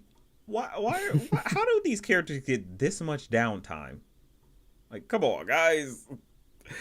And And it's not even it's really downtime with developing. terrible acting, so it's just like, oh, what are we doing? And it's like that's the other thing. It's like the acting's not too great, and you're not really developing the characters that seem fairly one note from what the video I've seen on it is. I mean, the fact that Mila Jovovich is the main lead for most of them, especially, it's just like, okay. Main lead is she's none of the characters from the games. Yeah, I mean, because when they do show up, they're just like really terrible like impressions of them, and even or just like not impressions at all. Like Liam had, I think Liam has like a stupid accent or something. Oh God, why'd they do that? I don't know. I have no idea. Accent type of shit. Yeah, with Zach Krieger, man, he is gonna. I'm very interested to see where his trajectory goes because he's doing another adaptation somewhere. I think for Netflix. I don't think it's Stephen King, but it's some type of horror thing. But I'm forgetting. But like, I'm glad. Like, I'm interested to see where he keeps going with this stuff because I did see his first horror movie, Barbarian, and that was pretty good. And that was pretty good. Yeah, yeah. Yeah, like it. The second half is a little weird because it's like, okay, we just changed protagonists. Yeah, I heard about that. And it's this doofy, and it's this very doofy guy. Yeah, of course. I mean, hey, it's what you see the poster, you're kind of getting what you're paid for. Yeah. You know, but it's still pretty good for it. And like, I feel like with weapons, it's like, okay, he found the way to keep the mix of the silly and the horrific in a good blend, you know? So it's gonna be interesting to see how he does this. So I don't know. I mean, some people have their hang-ups on it. Like Resident Evil fans aren't too keen on it, but I'm fine with it. I think especially after that last video game that came out 9, it was like I think this is a perfect tone for it. yeah, really. Like even then, that's the other thing. It's like, hey man, y'all got the games. They're still there. Yeah, seriously, they're always there. That's the best thing. That's why video game movies are so stupid because they can't match the games, which is why I think this is perfect because it's like it's doing something different. Like you probably wouldn't play this as a video game. I think this is a good story to tell. Right. It's like it's playing more as a movie rather than trying to play as a game, which also work. Like you can incorporate pieces of the game, but I would love it if this movie had like a section where where the main character's doing like a puzzle. I would love that. I would love that. I would love to that incorporate the puzzles. Yeah, that would be funny. They gotta have someone call it out. It's like, who the fuck does this? Just put a puzzle like this out of nowhere. What time period is this? Oh yeah, they got new Spider Noir. Oh yeah. Man, I was kind of like, okay, I think I watched the first trailer for it. I didn't see the newest one, but man, I think what bums me out is that like the black and white section, like there's like two versions you can watch. There's the colored version and the black and white version. Right. It's very, very obvious that it was shot in color first, and so they just didn't. The black and white just kind of an afterthought, so it doesn't look quite as good as it could. Yeah, it's one of those things because to shoot in black and white, you're seeing full on where the shadows are hitting exactly, like where you have good emphasis on shadow. So for them to shoot in color, it's going to be obvious because it's like they're probably not going to hit as deep as shadows when they really need to. I mean, yeah. But at the same time, it's like editing could do some magic. So, but at the same time, it's like I agree the shadowing hits so much better in raw black and W. Yeah, it does. All right, let's actually try this. Watch this trailer. Every mystery forms a complex web. But pull the right strand, and it's a straight line to the answer. I just find it so funny that they made a live-action spin-off for a character most people were introduced to in animation. I mean, I knew about Spider Noir from like that one Spider-Man Shattered Dimensions. But I came here to offer you a job. My friend disappeared. It's a good You game. haven't given us much to go. What can I say? The world's a dangerous place. Never Change, Nick Cage. That skyline looked weirdly modern. I think you're brave. Yeah, Remember it Did does. it? Yeah, kind of, yeah. Yeah, they really, yeah, this is kind of one of those things where they probably should have built or painted. That's the thing, like, matte paintings could have came back in this instance. I would have used that. Probably would That'd been great. Really? Or if it's just like a CG city, like I don't know, like the Batman or something, just like use something like that. Yeah, like, I wouldn't shoot, yeah, with something like Spider Noir, it's like, don't shoot modern New York. It's gonna clash.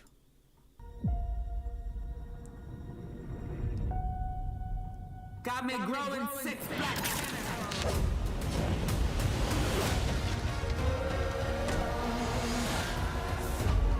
You've been in a hole ever Project since Hail Ruby Mary. died.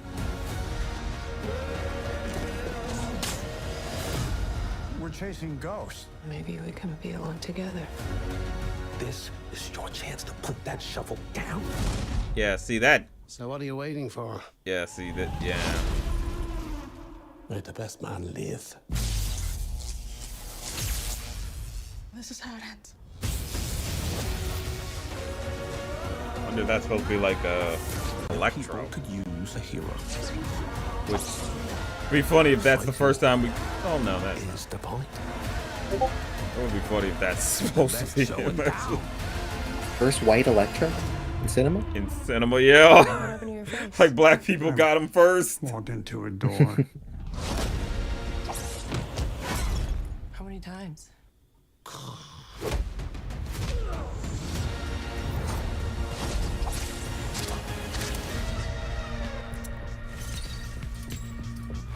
Authentic black. They say. Well, that's new. Yes, it sounds crazy, I know. I might stick to. What the? That. Okay. Yeah, I might stick to the black and white, even though it's not great. Cause I don't know, the color. It's kind of not. I don't know. Even the color. I don't know. That color wasn't even looking great to me. But the black and white at least looks a little better, I think. But it is still like, yeah, they shot it in color first. Yeah, the shadows are not as, they're deep in some places, but it's obvious like digital touch up rather than natural shadow. Ain't no Mad Max. I haven't seen, I've heard about that Chrome Edition version. I've always wondered if it's good. This looks bad. I'm sorry. There's a difference. I mean, I between can't blame. shooting- I can't pretend. It does just look very boring by comparison to like anything. Mm-hmm. Even that new Daredevil, I think I'm not a big fan of like the cinematography or just how that show very much looks. Especially like in, I don't know if you saw that one episode where they half of the episode is just like recreating what Netflix used to look like. Yeah, I remember that, and that was in the Born Again season 1, right? It was in season 2. Oh. I see season 1. I know they tend to just cut back to like actual clips of the Netflix show sometimes, and it does just look better, like just more visually interesting, even despite like I just wish it didn't have a letterbox. I'll be honest. Yeah. I really don't think it needs that. Yeah, they kind of could, just because the way it's shot, it's still shot like it's a MCU film in a way. But they do better than most MCU films, but it is still like, Yeah. you could just full screen this regular. Yeah, but yeah, right here, this is definitely digital touch up rather than shot in black and white. Because this, like, because the sunlight doesn't feel too natural. No. Or maybe it is natural, but they're just shooting it in color. It's your chance to put that shovel down. There's also the whole shooting in digital now. That's the other thing. Yeah. Yeah, because a lot of the time people films shoot in digital with digital cameras because their whole thing is they're just gonna do color correction in like editing software. So yeah. Yeah, it's like you wish it could be that real, authentic black and white. Waiting for. Let the best man live. I'm interested to see what it does, but yeah, it's not gonna be you know, it ain't gonna be the what you call it. It's not gonna be Spider-Verse from the movie, baby. No. Most likely not. But all right. What next thing? We got Street Fighter.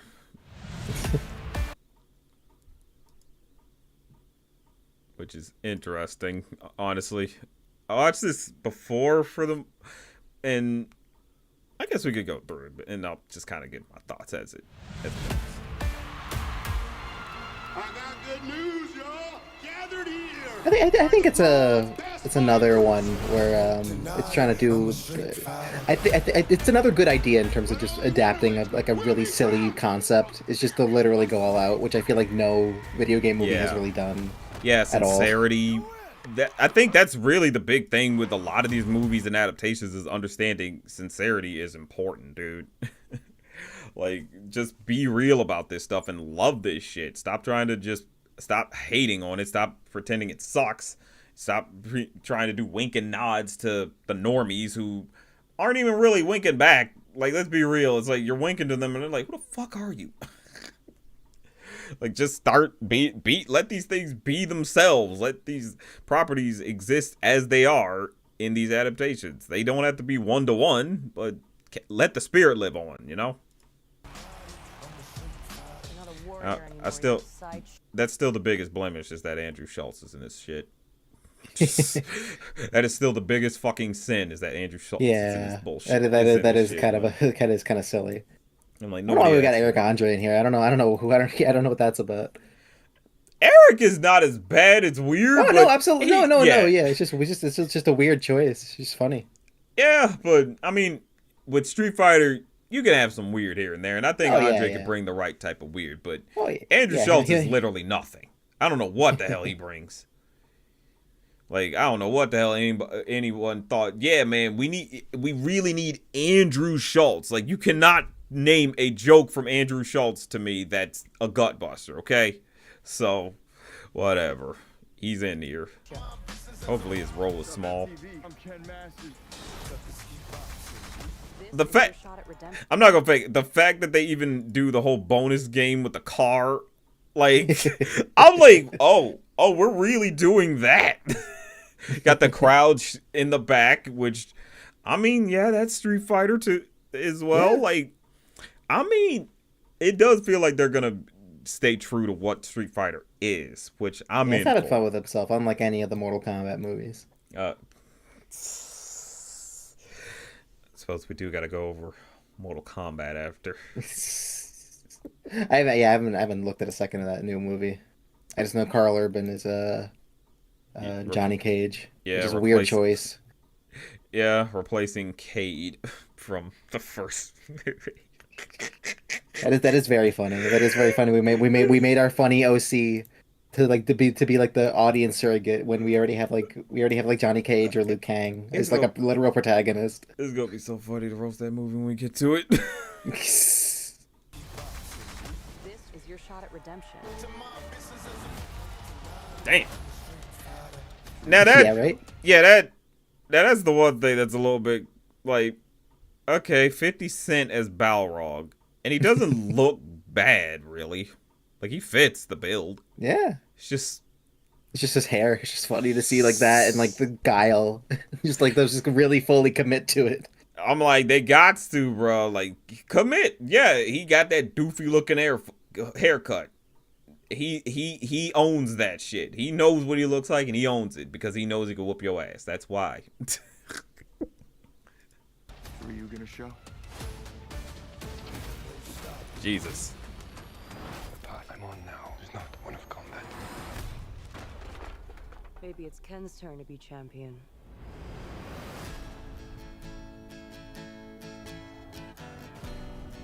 Damn. How did you find me? I'm paid to find champions. Even if they're lost.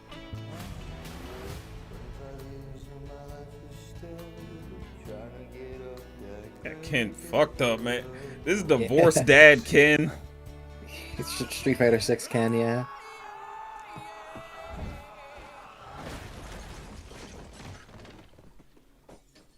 Still reckless.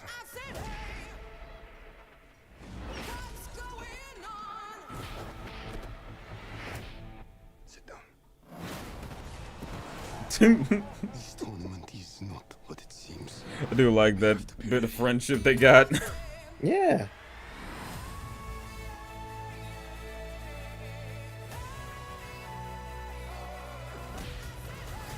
Jeez. About your thighs. I don't see what the big deal is. Bitch, please.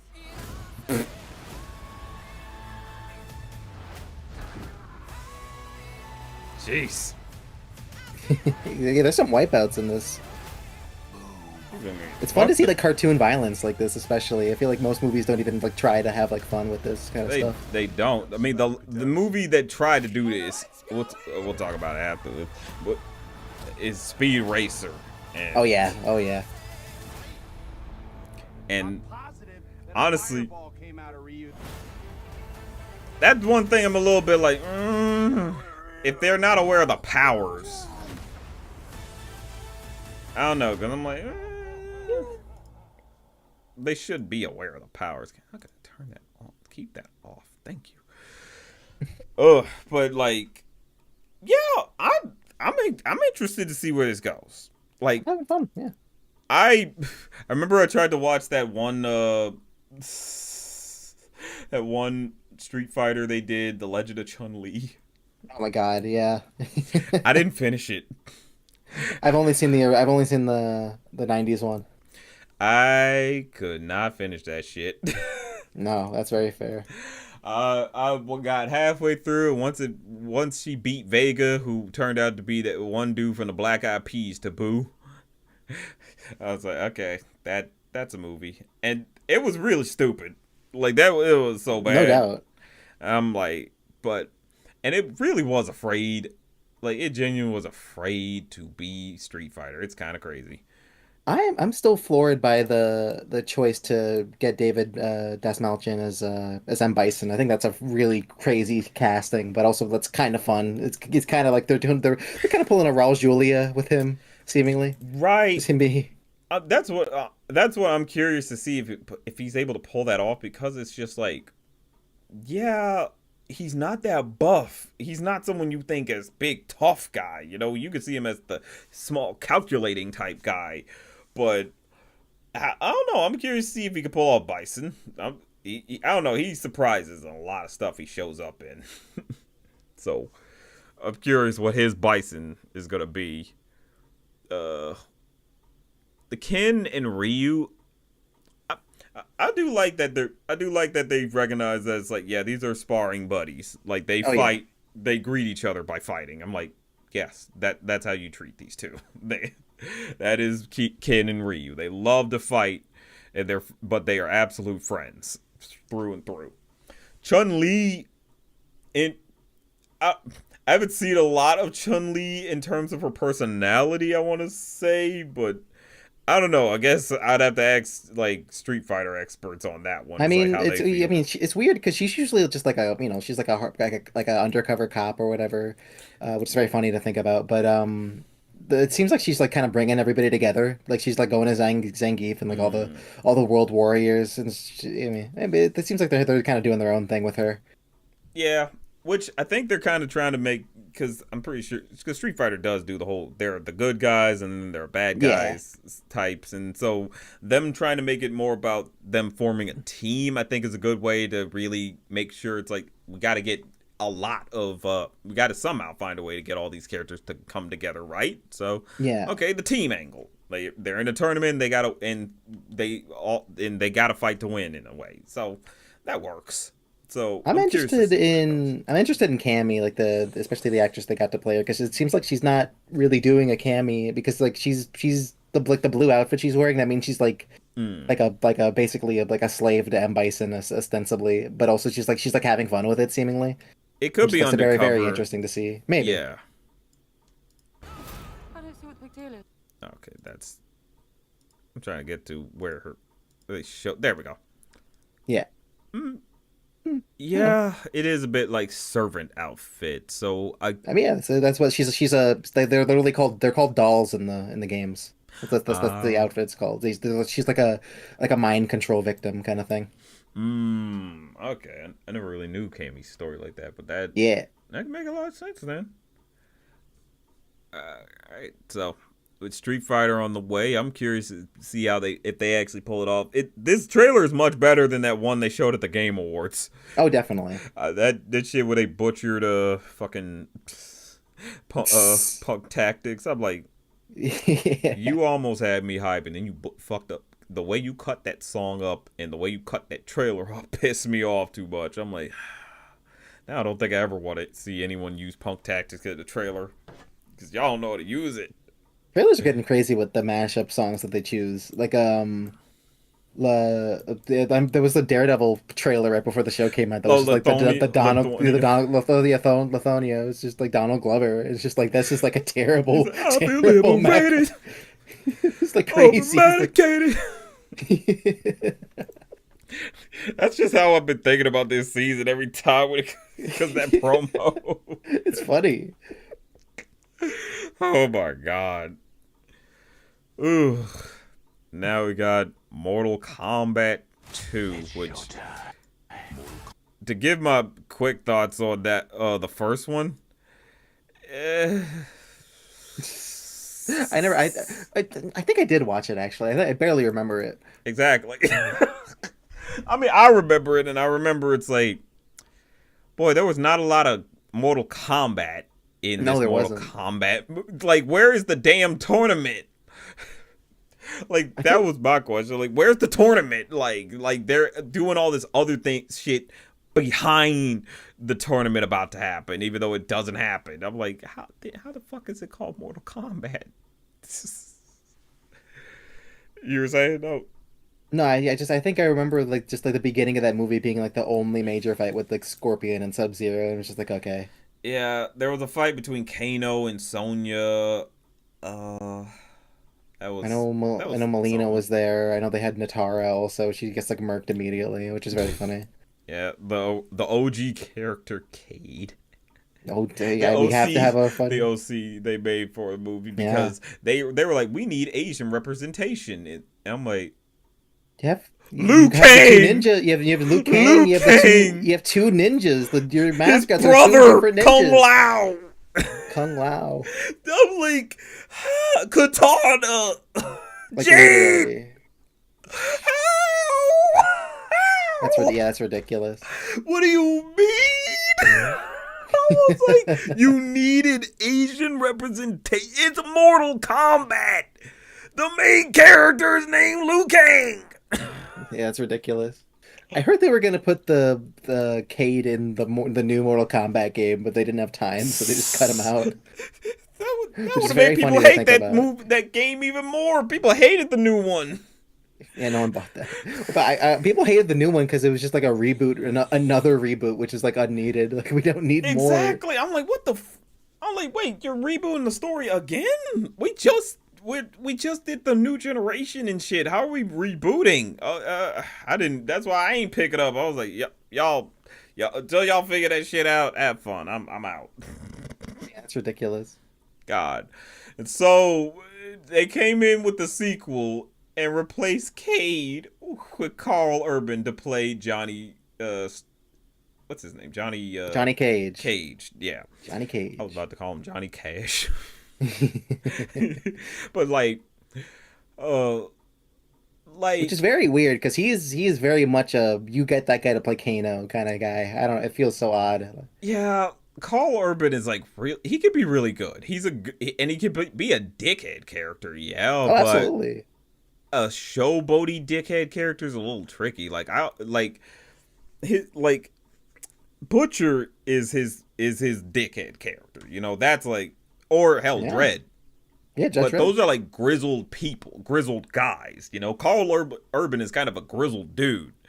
So him as Johnny Cage is a question. You know, it's like, I mean, I guess, but I don't, I don't know. It's like I can see him as a Mortal Kombat character, but I can't see him as that Mortal Kombat character. Not even a little bit. He is purely a Kano in my mind. Even then, I would probably just not put him in this movie because I feel like I'm I only mean, paying him because for the name. I mean, and that's the other thing. They had a Kano already, so it's like, which I'm pretty sure And he's back in this. he was, yeah, which is funny because I think they like kind of kill him in the first one, but I guess he just gets his eye. Yeah, I'm trying. Did he die? Yeah, we can I do thought that. he died. They made it seem like he did at least. We do this. Mortal Kombat 2. It's showtime. Mortal Kombat 2. Get tickets now. Damn. Jax. Yeah. There are Jax. 8 billion people on this planet. And Mortal Kombat is upon us. If we lose one more time, the Earth is gone. Johnny Cage, Raiden. this is a war to the fate of your world. I don't know. It's like he does have a bit of a look, but more as an older Johnny, which, I mean, I guess it could work because he's a washed up star. Yep, there's Kano. My power? I am Johnny Cage. Ah, we're...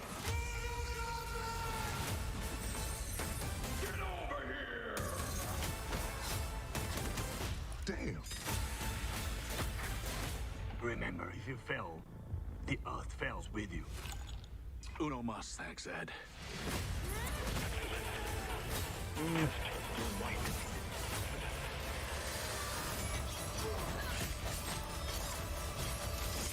Sub-Zero. I am reborn.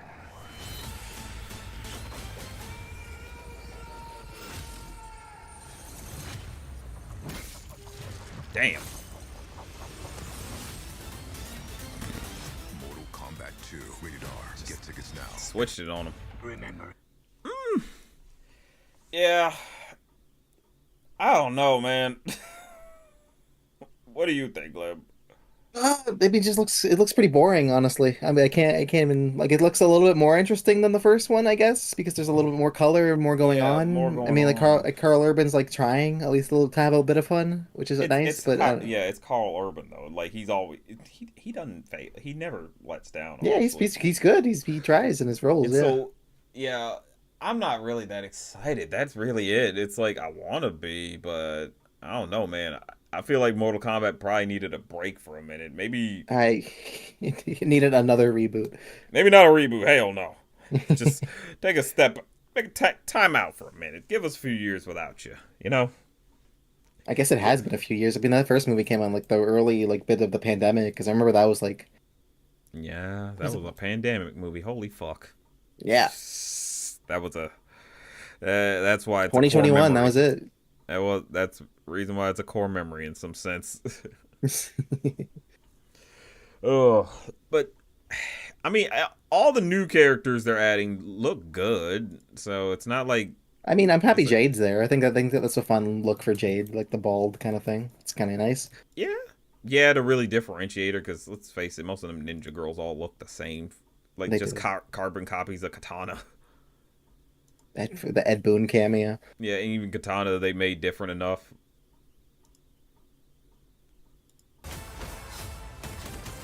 Damn. Yeah. Yeah, it's just I don't know, Chad. What do y'all think? Like, me and Glenn can't be the only one to talk about this stuff. Like, I'm interested to see if they do improve on it. Jade's actor voices Willow in the. Oh my God! Really? That's her? It's cool. Holy shit! That's her. Damn. It's kind of funny. That is funny. That's good for her. That's good. I keep forgetting. Yeah. It's like I do keep forgetting. It's like Willow in Owl House was voiced by a black girl. That is kind of funny. I don't know if she might have been half Asian and half black. I'm not sure, but I don't know. We'll see. We'll see. Like Scorpion, Noob. I'm pretty sure there's a Noob actually. Noob Saibot. So Yep. Versus Scorpion, obviously, with his new tricks, and Sub-Z. No, is that Ermac then? No, Ermac had a hammer. Who is this nigga? No, this is Noob right here. Yeah, Noob was two guys. Oh, that Yeah. made okay. Okay. Noob Cybot. He turns into two guys. It's silly. And it's funny because it's like he used to be a Sub-Zero. Yeah. Like this. It's like we had to justify having all these different ninjas somehow. Local fraud noob Cybot. All right, that's Mortal Kombat.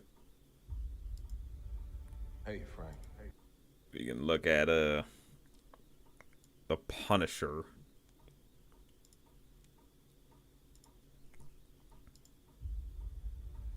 Hey, Frank. Hey, Frank.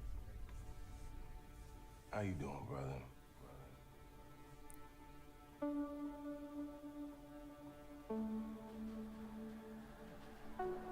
Talk to me.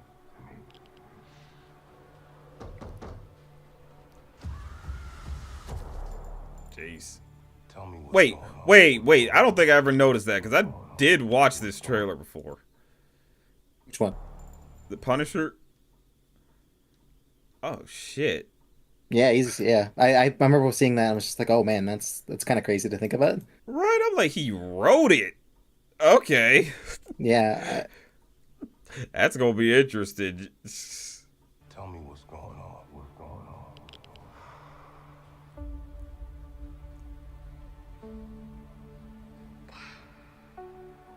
Think God's gonna forgive us for the things we've done? Exclusive special presentation. I'm not sure about me. But you? You ain't got a fucking chance.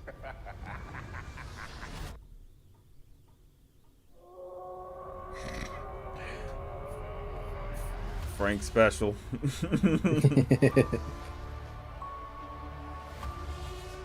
Now, see, I'm just wondering what the hell is going on that this man is just walking through New York and, like, what's happening? The way they like kind of say it in like the MCU is he's just really just kind of a boogeyman, especially in like they keep like referencing him in the Daredevil like show. Yeah. He just pop. It's like, oh yeah, the Punisher's shown up. It's like, jeez. It's like who's supposed to be afraid of that situation exactly?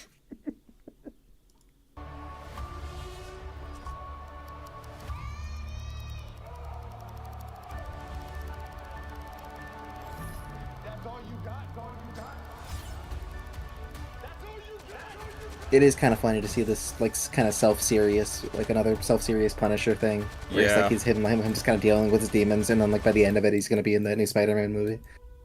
I know, right? Like, that's kind of my thing with it, is because it's clearly supposed to set us up for him being in that Spider-Man movie as well. I mean, well, at least I think it should, in a sense. But I don't know how they plan to if they plan to connect it like that. But I mean, I'm interested to see what they do with this, because like the Marvel one-offs, like specials they do, like Werewolf by Night, and I think there was a more recent one that they did that was really good, but I'm blanking on it. I can't think of any. But the one most note, Werewolf by Night, that was a really good special. Like it had mostly like a bunch of characters nobody really knew about. So it's like, okay, we're just trying to figure out what's this situation, who these people are, and why are these things happening. And it was nice because it didn't feel like it was about connecting to the bigger MCU or to the bigger like plot line, like the big Avengers event. It's like, no, this is just this thing that is happening in the MCU, but it is the heroes aren't involved in it. Like they'll probably like I said, because I've been said this about like Daredevil season 2, is that it's like they understood, just use some dialogue, just use a bit of dialogue to mention what's going on in the greater world. You do not need to be so ham-fisted to try to try to force a cameo or anything like that. Literally could just say that, just have characters mentions another character, and it's like, oh, okay, like it could be oh, this is where this person is, or just something to indicate there's a big world. But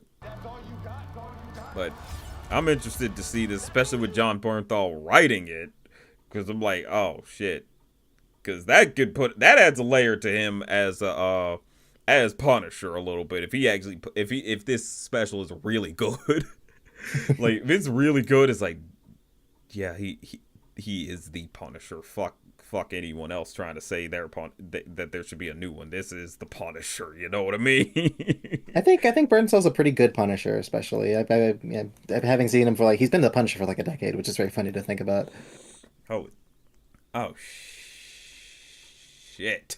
It has been kind of well over a decade. So 2016, that was it. Damn.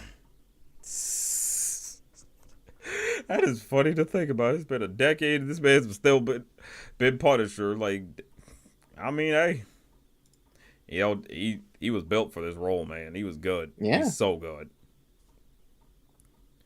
Marvel's The Punisher wait, you can buy this? Wow. They got a box set.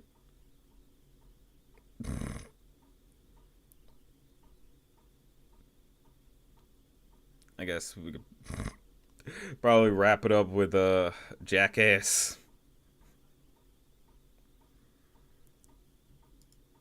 Reminder, the stunts in this movie were performed by professionals. Hi, I'm Wee Man. I'm Bam Margera. I'm Preston Lacey. I'm Chris Pontius. So for your safety and the protection of those around you, I'm Dave England. I'm Danger Aaron. I'm Steve. I'm Ryan Dunn. Do not attempt any of the stunts you have just seen. Hello, I'm Johnny Knoxville. Hello, I'm Johnny Knoxville. Hello, I'm Johnny Knoxville. Welcome to Jackass. Welcome to the first day. It's funny. I saw the last one they did, Jackass Forever. That shit was funny. I haven't seen I can't remember. I think the last Jackass movie I saw was 3D. Seen the first one, I think, in Forever. Nice to meet you all. Big fans. What the? Give me a bucket of water so I can throw it on Larry. Got a robot now.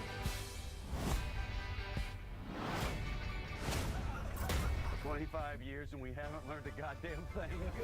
Can someone go get the shot collar for your penis? Poopy said he wants to try it. Hi, I'm Puss. Damn! You're taking it to a whole other What's this a level. video of? It's Jackass, their last movie. I thought Jackass was a series. It was. And then they moved on to movies for a while because they couldn't keep doing this for long. They kept like destroying their bodies. Yeah. Oh my god. I think we're moving to the next room. If you're gonna be dumb, you gotta be tough. Jesus. It's kind of a good send off because it's basically the end to the a real send off to the 2000s era. You got it in the stomach pretty good.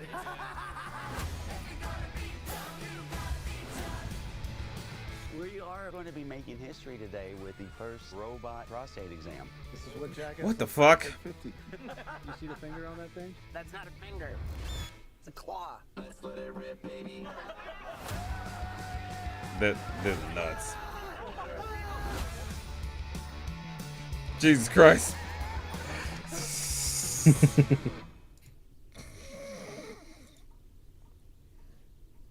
That's gonna be insanity. The stunts in this movie were performed by professionals, so neither you nor your dumb little buddy should attempt anything from this movie. They have to make that very clear. It's like, stop, don't copy us, you clowns. It's like, we get that it's funny and you want to be famous, but these are stuntmen. Like, no matter what, these guys are built to do this stuff. I mean, not anymore at this point. They're ready to pack it up. But I think it's gonna be interesting. It's an end of an era, you know. It's like the 2000s and Jackass. Like, I was someone who lived in the zeitgeist of it, but I never really fully sat down and watched Jackass like that. I didn't like really watch any of it until I got older, and so it's interesting to see like that old MTV era of the 2000s kind of like they're kind of that big personification of that, and it's kind of this is kind of the last of it, you know. So I'm gonna definitely check it out. I'm gonna probably go to theaters to see this one just because like the other two I saw like through streaming and never got to see in theaters, so this might be interesting though. It seems like a pretty fun movie going experience because it's just the entire audience just like gagging. Exactly. That which I'm gonna be. I don't know. I might not get food for it. I might have to dodge food for that. Oh Lord. That's just about does it for this end of the month stream. Hey. Yeah. Thank you all. That was eventful. And thank you so much, Glenn, for being here. Chat Anytime, with us. bud. This is fun. Yeah. This has been fun. This is good. Thank you all for joining. And always remember, it's just a thought.